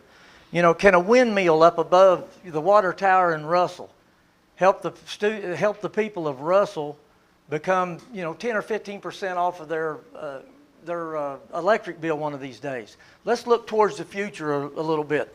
Yeah, we all want them $80,000 jobs out on the Industrial Parkway. We'll take them down in South Shore and the Siloam Bottoms as well. But again, if you look at that, can we look at something of that nature? I talked to my good friend Adam Edlin, who ran for, I think he was our state auditor at one time. He has a place out on, outside of Inez now, and they are doing solar things for the citizens of Martin County. Can we not do that here to help our citizens? Yeah, we all want $80,000 jobs, but what can we do to help this guy that's not going to get an $80,000 job? We've got to start reducing some of these costs. I don't want to go back to my dad. I used to pay a quarter for a loaf of bread. I don't think we'll see that. But is there any way that we can get costs down? Okay. I want to run an efficient county. I want to do it publicly with everybody. No backroom shady deals. And I want everybody to be involved, whether you're a Republican, whether you're a Democrat, whether you're an independent. I don't care. Because what we've got to do is tone the rhetoric down in this country, and we can start right here in Greenup County, and you start by voting for Tom Clay. All right, Tom, thank you very much. Tom Clay, he is a Democratic candidate for Greenup County Judge Executive. Thank you very much. At this time, we're going to bring in the Democratic candidate for Greenup County Sheriff, Richard Diamond, and he will be our next candidate. Again, the incumbent, Matt Smith, did not respond to our invitation, but we appreciate Richard Diamond coming and being with us tonight. We appreciate it. You have 2 minutes for an opening statement. Okay. I'd like to start off by thanking Cool Hits for having everybody here tonight. I think it's a wonderful idea to get it out to the public, kind of what we're about, what we want to do. I've lived in Greenup County pretty much all my life. I'm a graduate of Greenup County High School. I've spent 22 years at the Greenup County Detention Center, where I started off as a floor deputy. I worked my way all the way up to captain over training and scheduling. And in that time of my career there, I've been able to pick up numerous instructor certificates that would be helpful to the Sheriff's Department as far as training. It's not going to cost the taxpayers any money because we can do a lot of it in-house. And the scheduling part, I've been lucky. I scheduled for one of the largest departments in the county. So scheduling ain't going to be a problem to make sure I stay within the budget and still provide the security and the protection that the citizens are asking for. All right, we'll turn to questions now. We'll have the 2 minutes to answer each one of them. And Henry, we'll start with you. Yeah, so, obviously you have a lot of experience in corrections work and that sort of a thing. How does that translate into the jobs and duties that we see of the sheriff's office, which not only just includes law enforcement duties, but also tax collection, serving papers, courtroom security, things of that nature. So there's a lot of hats that a sheriff's office has to juggle. How do you hope that your experience will be able to translate into that? Well, the tax part, that is going to be something I'm going to have to actually get into and learn. I'm sure they have a competent staff there that can work me through that. As far as court security, I mean, going through the ranks at the jail, I've provided court security for many years, transporting people back and forth to court, transporting all over the state. So there's not going to be a problem there. And really, a lot of the same people that you deal with on the street, you deal with in the jail, because they start at the street and wind up in the jail. So as far as that goes, I don't think there's going to be that much of a problem switching from one to the other. Your opponent has been the sheriff. He's the incumbent. Why do you feel like you are more qualified than he is? It ain't a thing of more qualified. It's just the vision of the citizens, which way they want to go. My big thing is school security. I mean, in Greenup County, we got 3 school systems. We got Raceland and Worthington. They have 3 schools with 1 security officer from their city. Russell's got 4 schools and 2 resource officers. Greenup County's got 7 schools and 1 resource officer for 7 schools. And my vision for the community is to protect their children and their family members that work at the school. And I think if the rest of the people in Greenup County are worried about school safety, then that's the way they need to go and vote for me. I mean, that's just my #1 priority. And I know that, Greenup County, just like Boyd County, just like all of Eastern Kentucky really, has seen its share of the drug issue. I was kind of wondering, what would, if you were elected sheriff, what would you do to try to deal with enforcement of the drug laws? Well, the first thing we would do is join Fade Drug Task Force. They work on stuff every day. I have actually worked with them in the jail setting. I went out with them to buy drugs and stuff. So working with them is, I've done it for many years. We actually have a drug task force at the jail that we've confiscated vehicles and made arrests. We have had as many as 8 vehicles that we've seized and sold. So, and I think that that's something that we really need to concentrate on. And I would be willing to work with the Sheriff's Department in Boyd County and Carter County to work together, because the same people who are selling in Greenup County are selling in Boyd County, they're selling in Carter County. They have a network that runs through these counties, and unless you're working together, you're not going to defeat that. You mentioned putting more resource officers at the schools, 7 schools, only 1.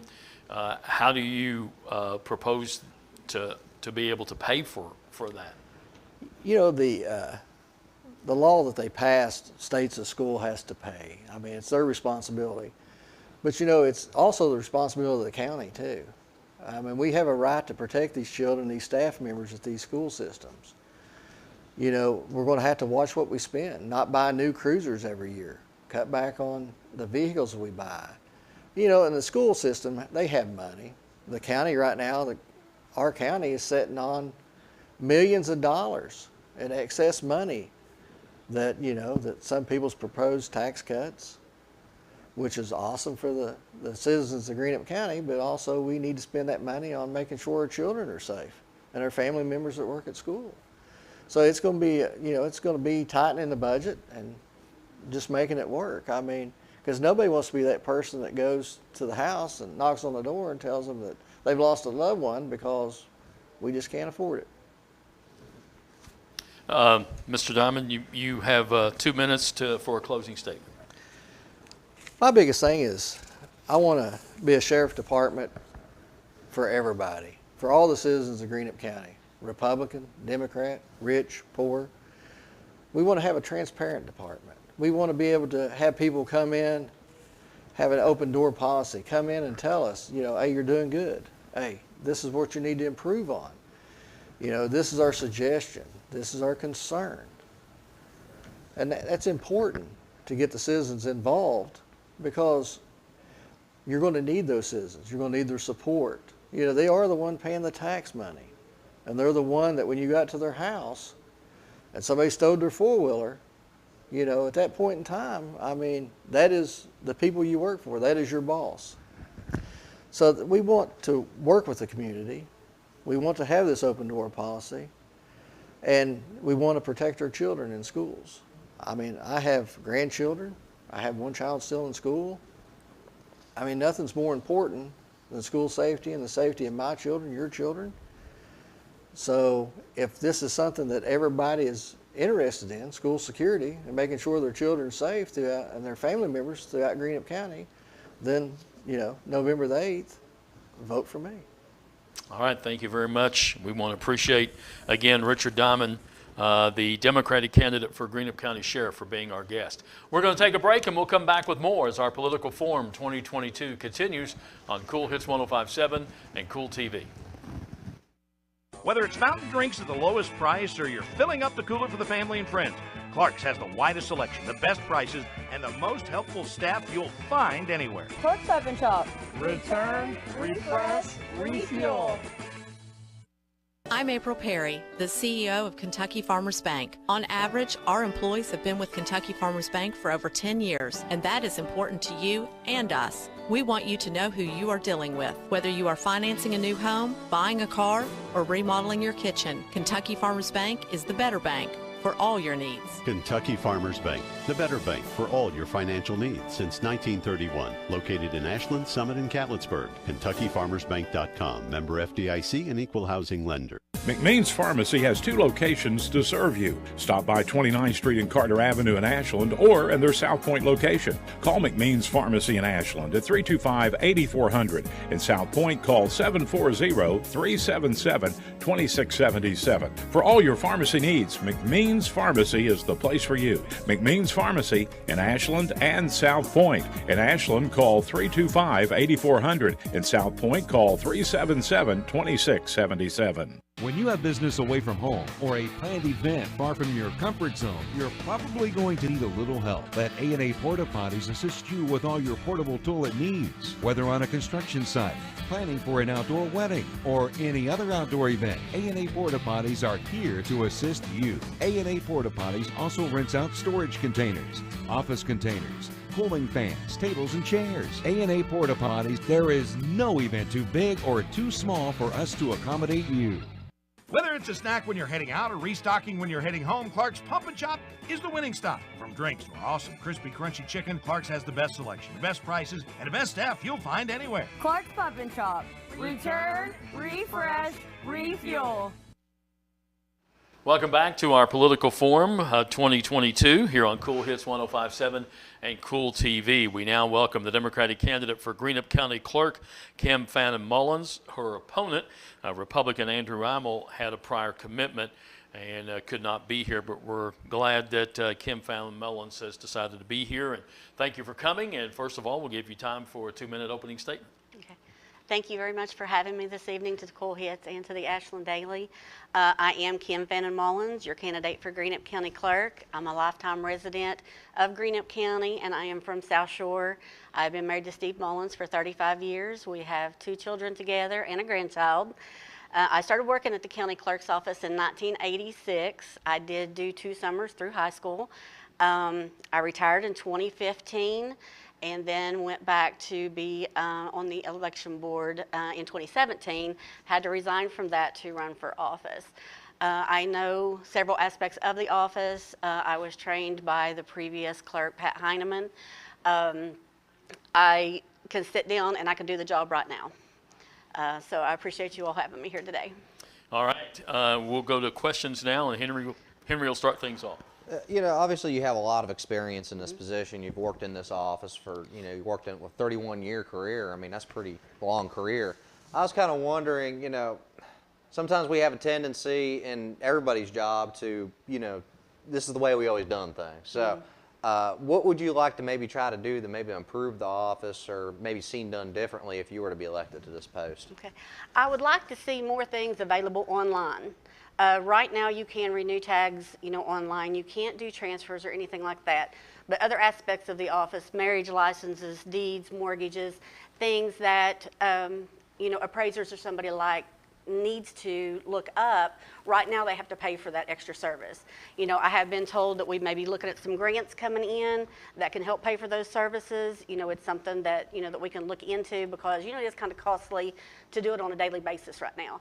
I want to keep the office moving forward, with technology, anything that it has to offer. We have great systems coming in, right now for the election. We've got new machines, this year that that we're going to be using.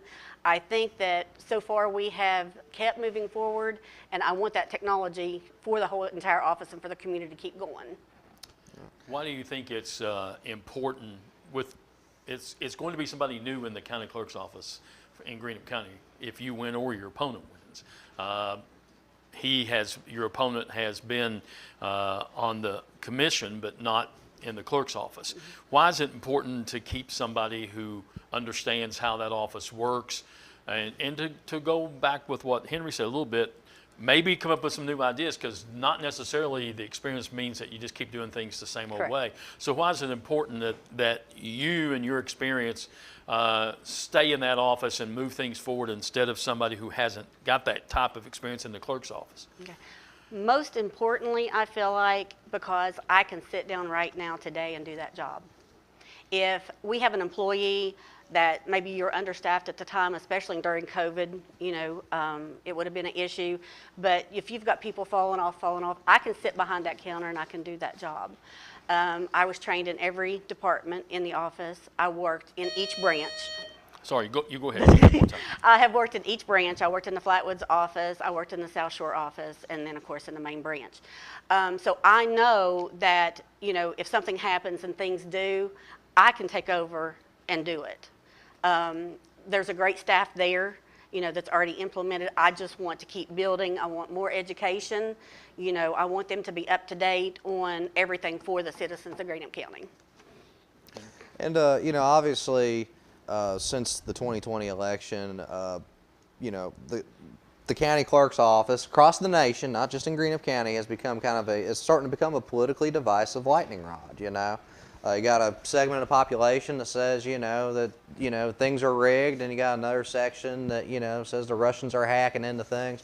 It's been a mess, So I was kind of wondering, how, if you were elected to this post, how would you ensure to the people of Greenup County that elections will be free and fair and non-biased? I've heard it several times tonight, transparency. It's there to be seen now. I've worked in the elections for several years. Like I said, I was on the election board, so I've governed over that. All that is very hard. It would be very hard to me to see something like that rigged. But the biggest thing is the public, can to a certain degree come in and be involved in that and watch the process. I would keep that the same way. I would invite anybody to come in, sit down and look of how the absentee ballots are done. Watch how, how it's done on election night when everybody comes in, all at once and everybody is rushing around. But come in and watch that process, because everything is calculated. You have, there's 3 different ways of calculating those votes. They're done by hand. They're done by the computer system, and then you've got the read off of your actual tallies. So if everything matches, there is no problem. You have up to 2 minutes now for a closing statement. First and foremost, go vote. Greenup County, please get out and vote. What party you are, doesn't matter. We are a group together. We've got to keep the county moving forward in every department, every aspect. I'm the only woman on the candidate. I am the most qualified candidate for county clerk. I know how to do the reports. I know how to run the office. I know the job. I have a background in business management. I have a lot to bring to the office, and I want to move things forward. I've trained my entire career for this position. I've always wanted to be county clerk. So please remember me, Kim Fannin Mullins, November 8th. Thank you. Kim Fannin Mullins, thank you very much for coming. Your Democratic candidate for county clerk in Greenup County. We appreciate it very much. At this time, we're going to move in a candidate for Greenup County Commissioner in District 3.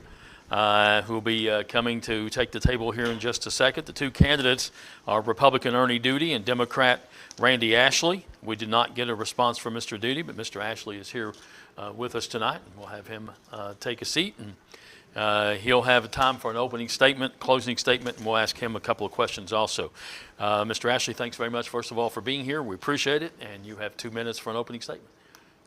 My name is Randy Ashley. I've been married for 30 years to Dana Patton. We have 2 children. I have a daughter that's a 3rd grade teacher at Wortland Elementary, and also I have a son that's a senior at Green County High School.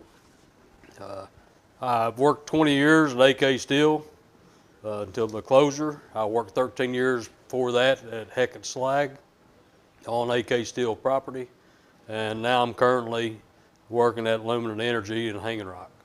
So whenever I see all these steel mills, property all cut down, I think we need to really look to see, you know, try to attract jobs to take care of that vacant land there. So I'm also a fire chief at Little Sandy Fire Department. It's the largest in the county, and it's also one of the largest in the state territory-wise. We cover 93.5 square miles. So saying that, we butt up against 8 different fire departments in Greenup County. We butt up against 3 in Boyd County and 1 in Carter County. So I've worked with all the county agencies, and I think that's something we, as a county, we need to do, work with our partners next to us, and all of us work as a team together. All right, thank you very much, and we'll ask a couple of questions now. Henry? So, you know, obviously you've had a little bit of leadership experience in your capacity as a fire chief. How would you like to see that kind of translate out if you were to get elected to this position? Well, I think one thing, I work with the county. If somebody has a fire, getting reports ready for them, any way you can to help them. You got to treat the people as they want to be treated and help them. I've been doing this for 36 years, so I covered a lot of roads. Also worked with a lot of the county agencies. So I think everybody's got to work together. I think I've done that, and I worked with all the departments in the county just about. So a good relationship with everybody works together, makes a lot better team. You know, one of the things you said was that you see steel mills closing and other plants closing, and we need to bring good jobs to the area, to Greenup County and the surrounding areas. Everybody got their heart broken with Brady Industries, thinking there a lot of jobs were coming and a big aluminum plant was going to be there, and it didn't happen. What type of jobs do you think that we need to be looking to in the future to bring to not only Greenup County but to this tri-state area? I think we need to just go straight across over where I'm working at right now. You go down County Road 1A, right behind us they're building a Pure Cycle that's reprocessing plastic bottles.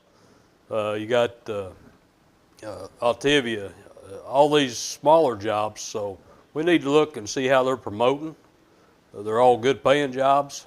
Are we trying to get the big fish instead of the small ones? You know, you get a stringer full of small ones, you're still going to get a meal. So you need to step back and see what we're trying to recruit, see how they're recruiting across the rivers, because they're getting plenty of jobs over there. Is it the state, taxes? Is it the county, how they're presenting each other?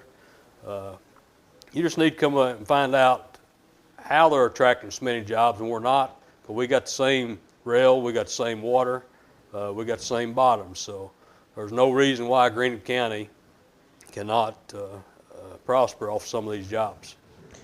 Yeah. And obviously, you know, as I asked the sheriff's candidate here earlier tonight, you know, Greenup County is not exempt from the plague of drug addiction that we see across the tri-state area. There's currently millions of dollars up for grabs, you know, for counties to apply for the opioid settlements.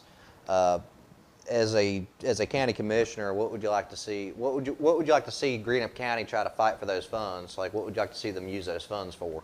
Well, right now they're taking Belfont Hospital and putting a treatment center in there. Drugs, fire department, we deal with that constantly. We run med units just for the lack of not having enough med units in the county. So we deal with that a lot. But I think one thing is jobs. You get jobs in there, give them something to do besides just sit around. I think that'd be a big plus. But you got to have rehab, something that's going to work. I mean, there's not, say, yeah, I'm going to put you in here for 6 weeks, and then 2 weeks later they're back to doing what they was doing. You're going to have to find a system that really works, and then put your money in that system to be able to help them. What do you see as one of the problems that Greenup County has right now that you don't think, other than jobs that we've talked about and drugs, is there another problem that you see that you don't think the current county commissioners and fiscal court have addressed? Actually, there's two. One, I don't think the county commissioners take advantage of the fire departments. You got 350, 400 people that's volunteering. In a big major ice storm or something, like I said, I've been on this 36 years. I've never had a county commissioner call me and say, what can the county do for you? Last ice storm, we was out 30 straight hours cutting trees out of the road, and not one time did we get a call, say, can you bring you a backhoe or whatever. That's a big thing, because right now we're at 300 calls for the year for volunteer service, and that is a major draw when you're especially having a hard time getting volunteers to start with. So, and our other major thing is ambulance service. I've worked, you mentioned Brady there, I spent a lot of time with them when they was first starting up. And one of the things their major concern was ambulance service. Fire service was one of them. We put out in paper how us, Boyd County and Carter County all work together. They've satisfied all the police departments. But the ambulance service, state laws won't allow Boyd County to come into Greenup County unless everything is exhausted. So we have waited over an hour, stroke victims, heart attack victims, drug overdoses for an ambulance to get there, because they're at King's Daughters and we're out on the far end of the county. So we have done CPR and stuff up to 45 minutes to an hour until an ambulance service got there. So that is a major point. It was bad when Bellefonte Hospital was here. It's terrible now that King's Daughters is our only hospital, because the ambulance services, they're here to make a profit, the ones we got now, all except we got a few in a tax district. So until we get something to be able to help the ambulance services out, and to guarantee that we'll have ambulances in most cases available, that is a major problem. All right, thank you very much for being here, and you have 2 minutes for a closing statement. Again, I'd like to thank you for having me. I'll do my best, just like I have for the last 36 years helping the county. Anybody that knows me, they know whenever I get into something, I give 110%. So I think I've been trained. I've been a locomotive mechanic, heavy for AK Steel. I was a mechanic for Heck & Slag, so operator. So I know my equipment to help the road part out. I've worked construction. I've worked with budgets. I've overseen departments. I've worked with the county, and I've worked with the people. So I wish you all to give me a chance on November 8th and ask for your vote. All right, thank you very much. Randy Ashley, he is the Democratic candidate for Greenup County Commissioner in District 3. We're going to take a break, and we'll come back with more of our political forum here on Cool Hits 105.7 and Cool TV. Whether it's a snack when you're heading out or restocking when you're heading home, Clark's Pump and Chop is the winning stop. From drinks to our awesome crispy, crunchy chicken, Clark's has the best selection, the best prices, and the best staff you'll find anywhere. Clark's Pump and Chop. Return, refresh, refuel. Does your gas station or convenience store need a facelift? If so, call River City Builders at 473-4112 for your remedy. Big or small projects, River City's Builders is a company for all your needs. We have extensive experience in the petroleum industry, from routine gas dispenser and canopy maintenance to above-ground, underground tank and piping work to full-blown remodels and new builds. Call River City Builders at 473-4112 for all your petroleum needs. We'll cover your back and keep your customers pumping gas. When you have business away from home or a planned event far from your comfort zone, you're probably going to need a little help. Let A&A Porta Potties assist you with all your portable toilet needs. Whether on a construction site, planning for an outdoor wedding, or any other outdoor event, A&A Porta Potties are here to assist you. A&A Porta Potties also rents out storage containers, office containers, cooling fans, tables, and chairs. A&A Porta Potties, there is no event too big or too small for us to accommodate you. In addition to the Greenup location, Stultz Pharmacy's newest location is at 437 James Hanna Drive in South Shore, but has retained the name you know and love, McDonald Pharmacy, with the same great service you'll find in the Greenup location, with free delivery service and their convenient drive-thru. Get your vaccinations and allergy shots, and of course, great prescription service at Stultz Pharmacy in Greenup and McDonald Pharmacy, James Hanna Drive, South Shore. Stultz Pharmacy. Whether it's fountain drinks at the lowest price or you're filling up the cooler for the family and friends, Clerk's has the widest selection, the best prices, and the most helpful staff you'll find anywhere. Clerk's Open Shop. Return, refresh, refuel. Welcome back to our Political Forum 2022 here on Cool Hits 105.7 and Cool TV. We were hoping we'd have both candidates for Greenup County Attorney with us tonight, but the Republican challenger, Matthew Warnick, unable to be here, and Mike Wilson, the Democratic incumbent, is here, and we appreciate it very, very much for Mr. Wilson being here. Thank you. We will start with an opening statement for you, up to 2 minutes. Thank you, Jim. This election and this race in particular has gotten to be a little mean lately.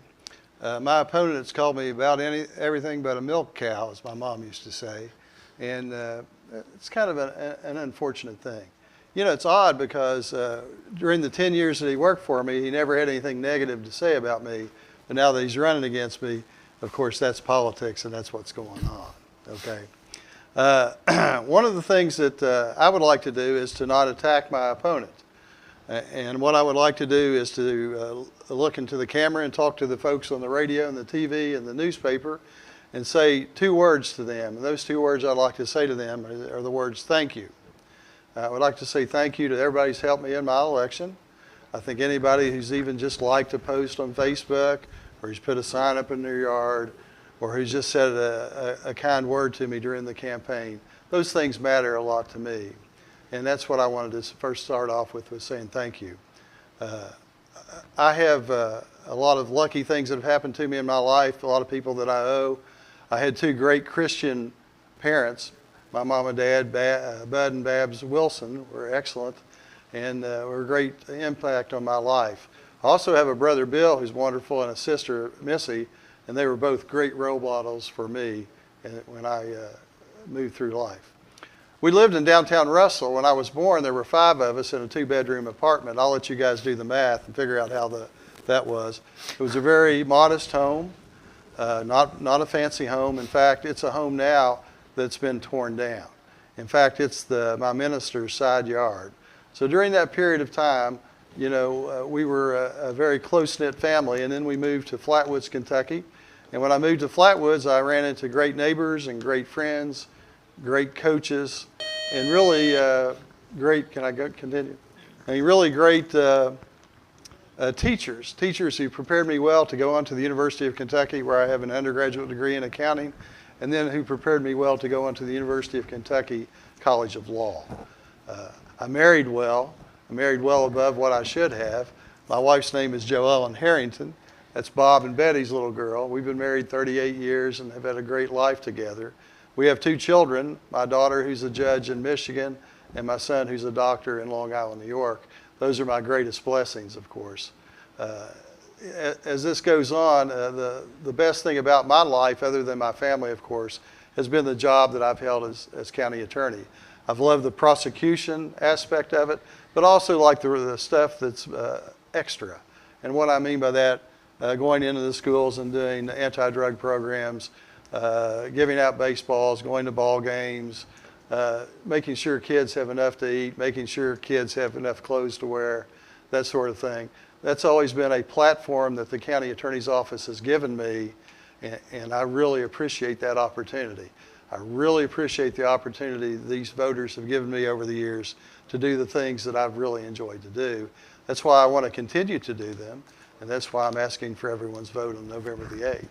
Thank you. All right, we'll have a couple of questions. All right. So I know one of the things that your opponents brought up during the races, he's basically criticized your handling of child support cases in Greenup County. How would you respond to that? Well, you know, he should be here to challenge me on that. Sure. He doesn't have the guts to be here today, but I have the guts to answer for him, okay? Child support involves a lot of types of activity and a lot of types of collection. For example, I have filed hundreds of child support collection cases both in criminal court and in civil court. But that's not the only thing that you do. There's also other ways of doing it. There's tax intercepts. There's also wage garnishments. There's any type of activity where we intercept. For example, this past week or two, we intercepted a settlement in a personal injury case. So there was a lady who was about to receive a personal injury settlement for an injury in a car accident case, and she was very much surprised to find that that money was not going to go to her. It was going to come to us. So there's a lot of ways to do things and that sort of thing. I have always done those sort of tax collection efforts. They're not terribly effective, okay? They're not terribly effective. And for a lot of reasons, they're very expensive to maintain and to operate, and a lot of times people just are not affected by them. So they're not terribly effective, and those are sort of things. The other thing that you've got to remember is while that money is important to come into the families to take care of the children, it certainly is, you've also got to have a dad and a mom interact with those children.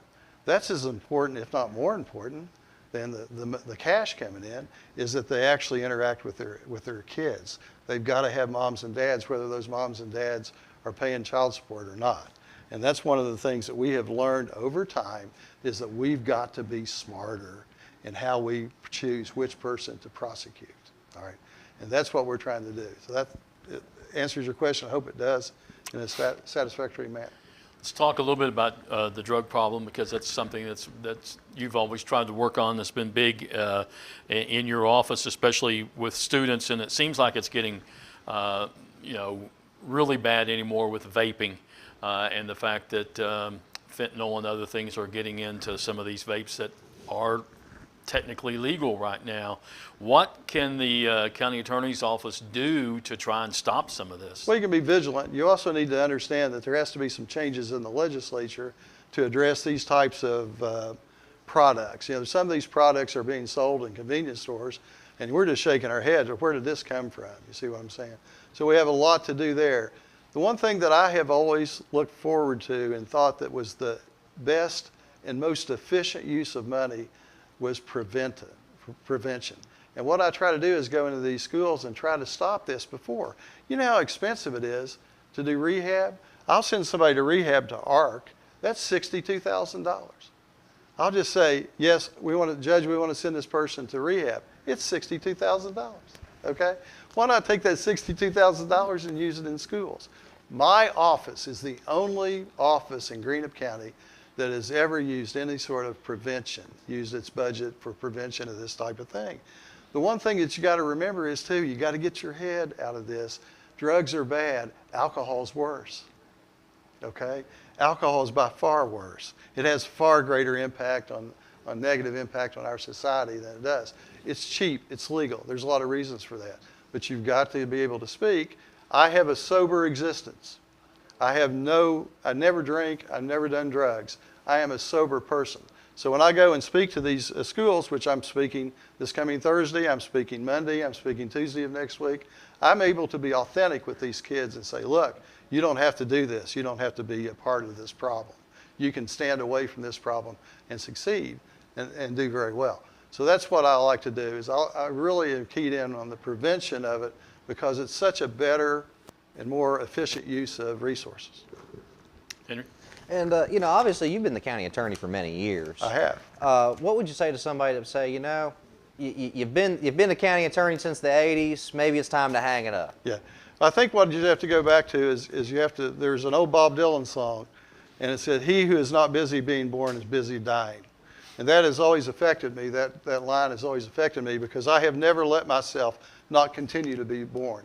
And we have constantly changed the way we do things. You know, we first with Apple computers back in the day, we got police, we cut their time in the office 2/3 so they could go back out and be on the job. So we've always tried to do that. We've always done the cutting edge. And one of the things that I've always done is I've always hired summer help. And summer help with young people is one way to keep you up to date on things. So I don't feel like that I've suffered at all and that sort of thing. I like to do things, I like to shake things up, and I like to change the way we do things. If you had something you wanted to say to the voters right now on what you would do any different at all with your office than you've been doing the past few years, what would that be? I think that we have to understand that the drug and the alcohol problem has hit a new level. And by that, what I mean, I feel it. And where I feel it most is in the young people and people that are in juvenile court. We see this so much more. We've had juvenile murders and things of that nature, and it all dovetails back to drug and alcohol use. These kids are being raised by people that aren't very good parents. You know, a lot of times they're raised by their grandparents because the grandparents are the better option than the parent. We've lost an entire generation of parents who are just simply not raising their kids anymore. And why is that? It's because of drugs and alcohol. That in turn kicks back and hurts those kids because they're not being raised by people that should be raising them under the right circumstances. Anything else? All right. Mike, I want to thank you very much for coming and being with us. Mike Wilson, the Democratic incumbent county attorney in Greenup County. You have up to 2 minutes for a closing statement. I appreciate the opportunity to come and speak to you tonight. You know, I'm a little amused when I saw the email that you sent me because it had opening statements and closing statements, okay? Well, I've made hundreds of opening statements and I've made hundreds of closing statements. You see what I'm saying? Yeah. My opponent has not. My opponent talks about his experience. My opponent, by my calculation, has had one jury trial to a verdict in the 21 years he's worked in Greenup County. One. I've had hundreds. He's had one, okay? And when he was coming tonight, I kind of smiled. I thought, well, that'll be the second opening statement he's made in his career and the second closing statement, just being kind of being mean about it. So when he didn't show up tonight, you know, I thought, that makes sense. You know what I'm saying? It really makes sense. He's got to, why isn't he here tonight? Why isn't anybody here? Why isn't he here tonight? Is he afraid to come and debate? You see what I mean? Is he afraid to come? Well, that's just crazy. Because you know what? When Mike Curtis shows up as a defense counsel, he can't run and hide. And when David Messetter shows up as a defense counsel, he can't run and hide. And when Jeremy Clark shows up as defense counsel, he can't run and hide. And when Sebastian Joy shows up, he can't run and hide like he's running and hiding tonight. Okay? His father is a part owner in this radio station.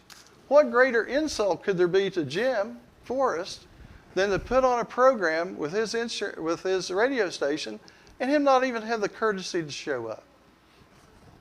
That tells you something. There's something wrong when you can't come and put forward your ideas and the debate that you're supposed to have. Show some guts.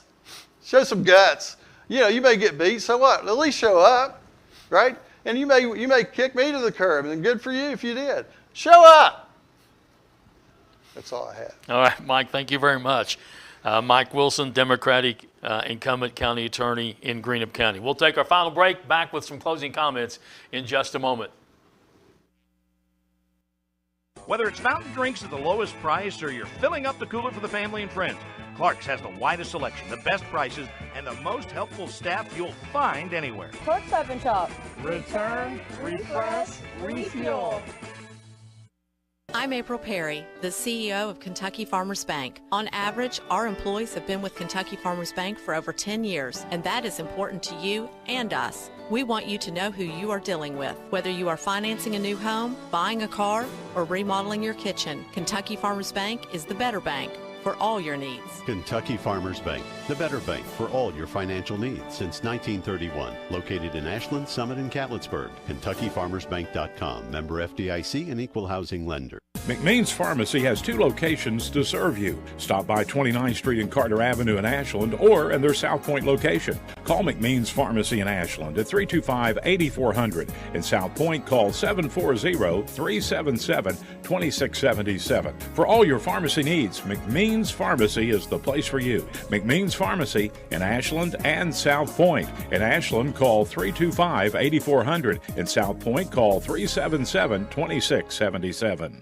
When you have business away from home or a planned event far from your comfort zone, you're probably going to need a little help. Let A&A Porta Potties assist you with all your portable toilet needs. Whether on a construction site, planning for an outdoor wedding, or any other outdoor event, A&A Porta Potties are here to assist you. A&A Porta Potties also rents out storage containers, office containers, cooling fans, tables, and chairs. A&A Porta Potties, there is no event too big or too small for us to accommodate you. Whether it's a snack when you're heading out or restocking when you're heading home, Clark's Pump and Shop is the winning stop. From drinks to our awesome crispy, crunchy chicken, Clark's has the best selection, the best prices, and the best staff you'll find anywhere. Clark's Pump and Shop. Return, refresh, refuel. Welcome back to the 2022 Political Forum here on Cool Hits 105.7 and Cool TV. That's going to conclude tonight's program. A special thanks again to all the candidates who decided to participate in this year's forum. A special thanks to our panel asking the questions from the Daily Independent, Aaron Snyder and Henry Colbyhouse. Our thanks to our sponsors, McMeans Pharmacy, Clark's Pump and Shops, Kentucky Farmers Bank, River Cities Builders, A&A Porta Potties, and Stoltz Pharmacy. And a special thanks to our radio engineer, Dwayne Elliott, and our TV producer, MJ McKay. It's our sincere wish that you will exercise your right this November 8th and vote for the candidate of your choice. Voting is what makes a democracy work. So please, on November 8th, get out and vote. Now, for everyone involved with this year's 2022 Political Forum, I'm your moderator, Jim Forrest, saying thanks for watching and for listening, and good night, everybody. You've been listening and watching the 2022 Local Political Forum on Cool Hits 105.7 and Cool TV. Tonight's broadcast has been brought to you by Clark's Pump and Shops of the Tri-State, Stoltz Pharmacy in Greenup, and McDonald Pharmacy in South Shore, River Cities Builders, A&A Porta Potties, Kentucky Farmers Bank, and McMeans Pharmacy. Please exercise your right, and this November 8th, get out and vote for the candidates of your choice. This has been a special presentation of Cool Hits 105.7 and Cool TV.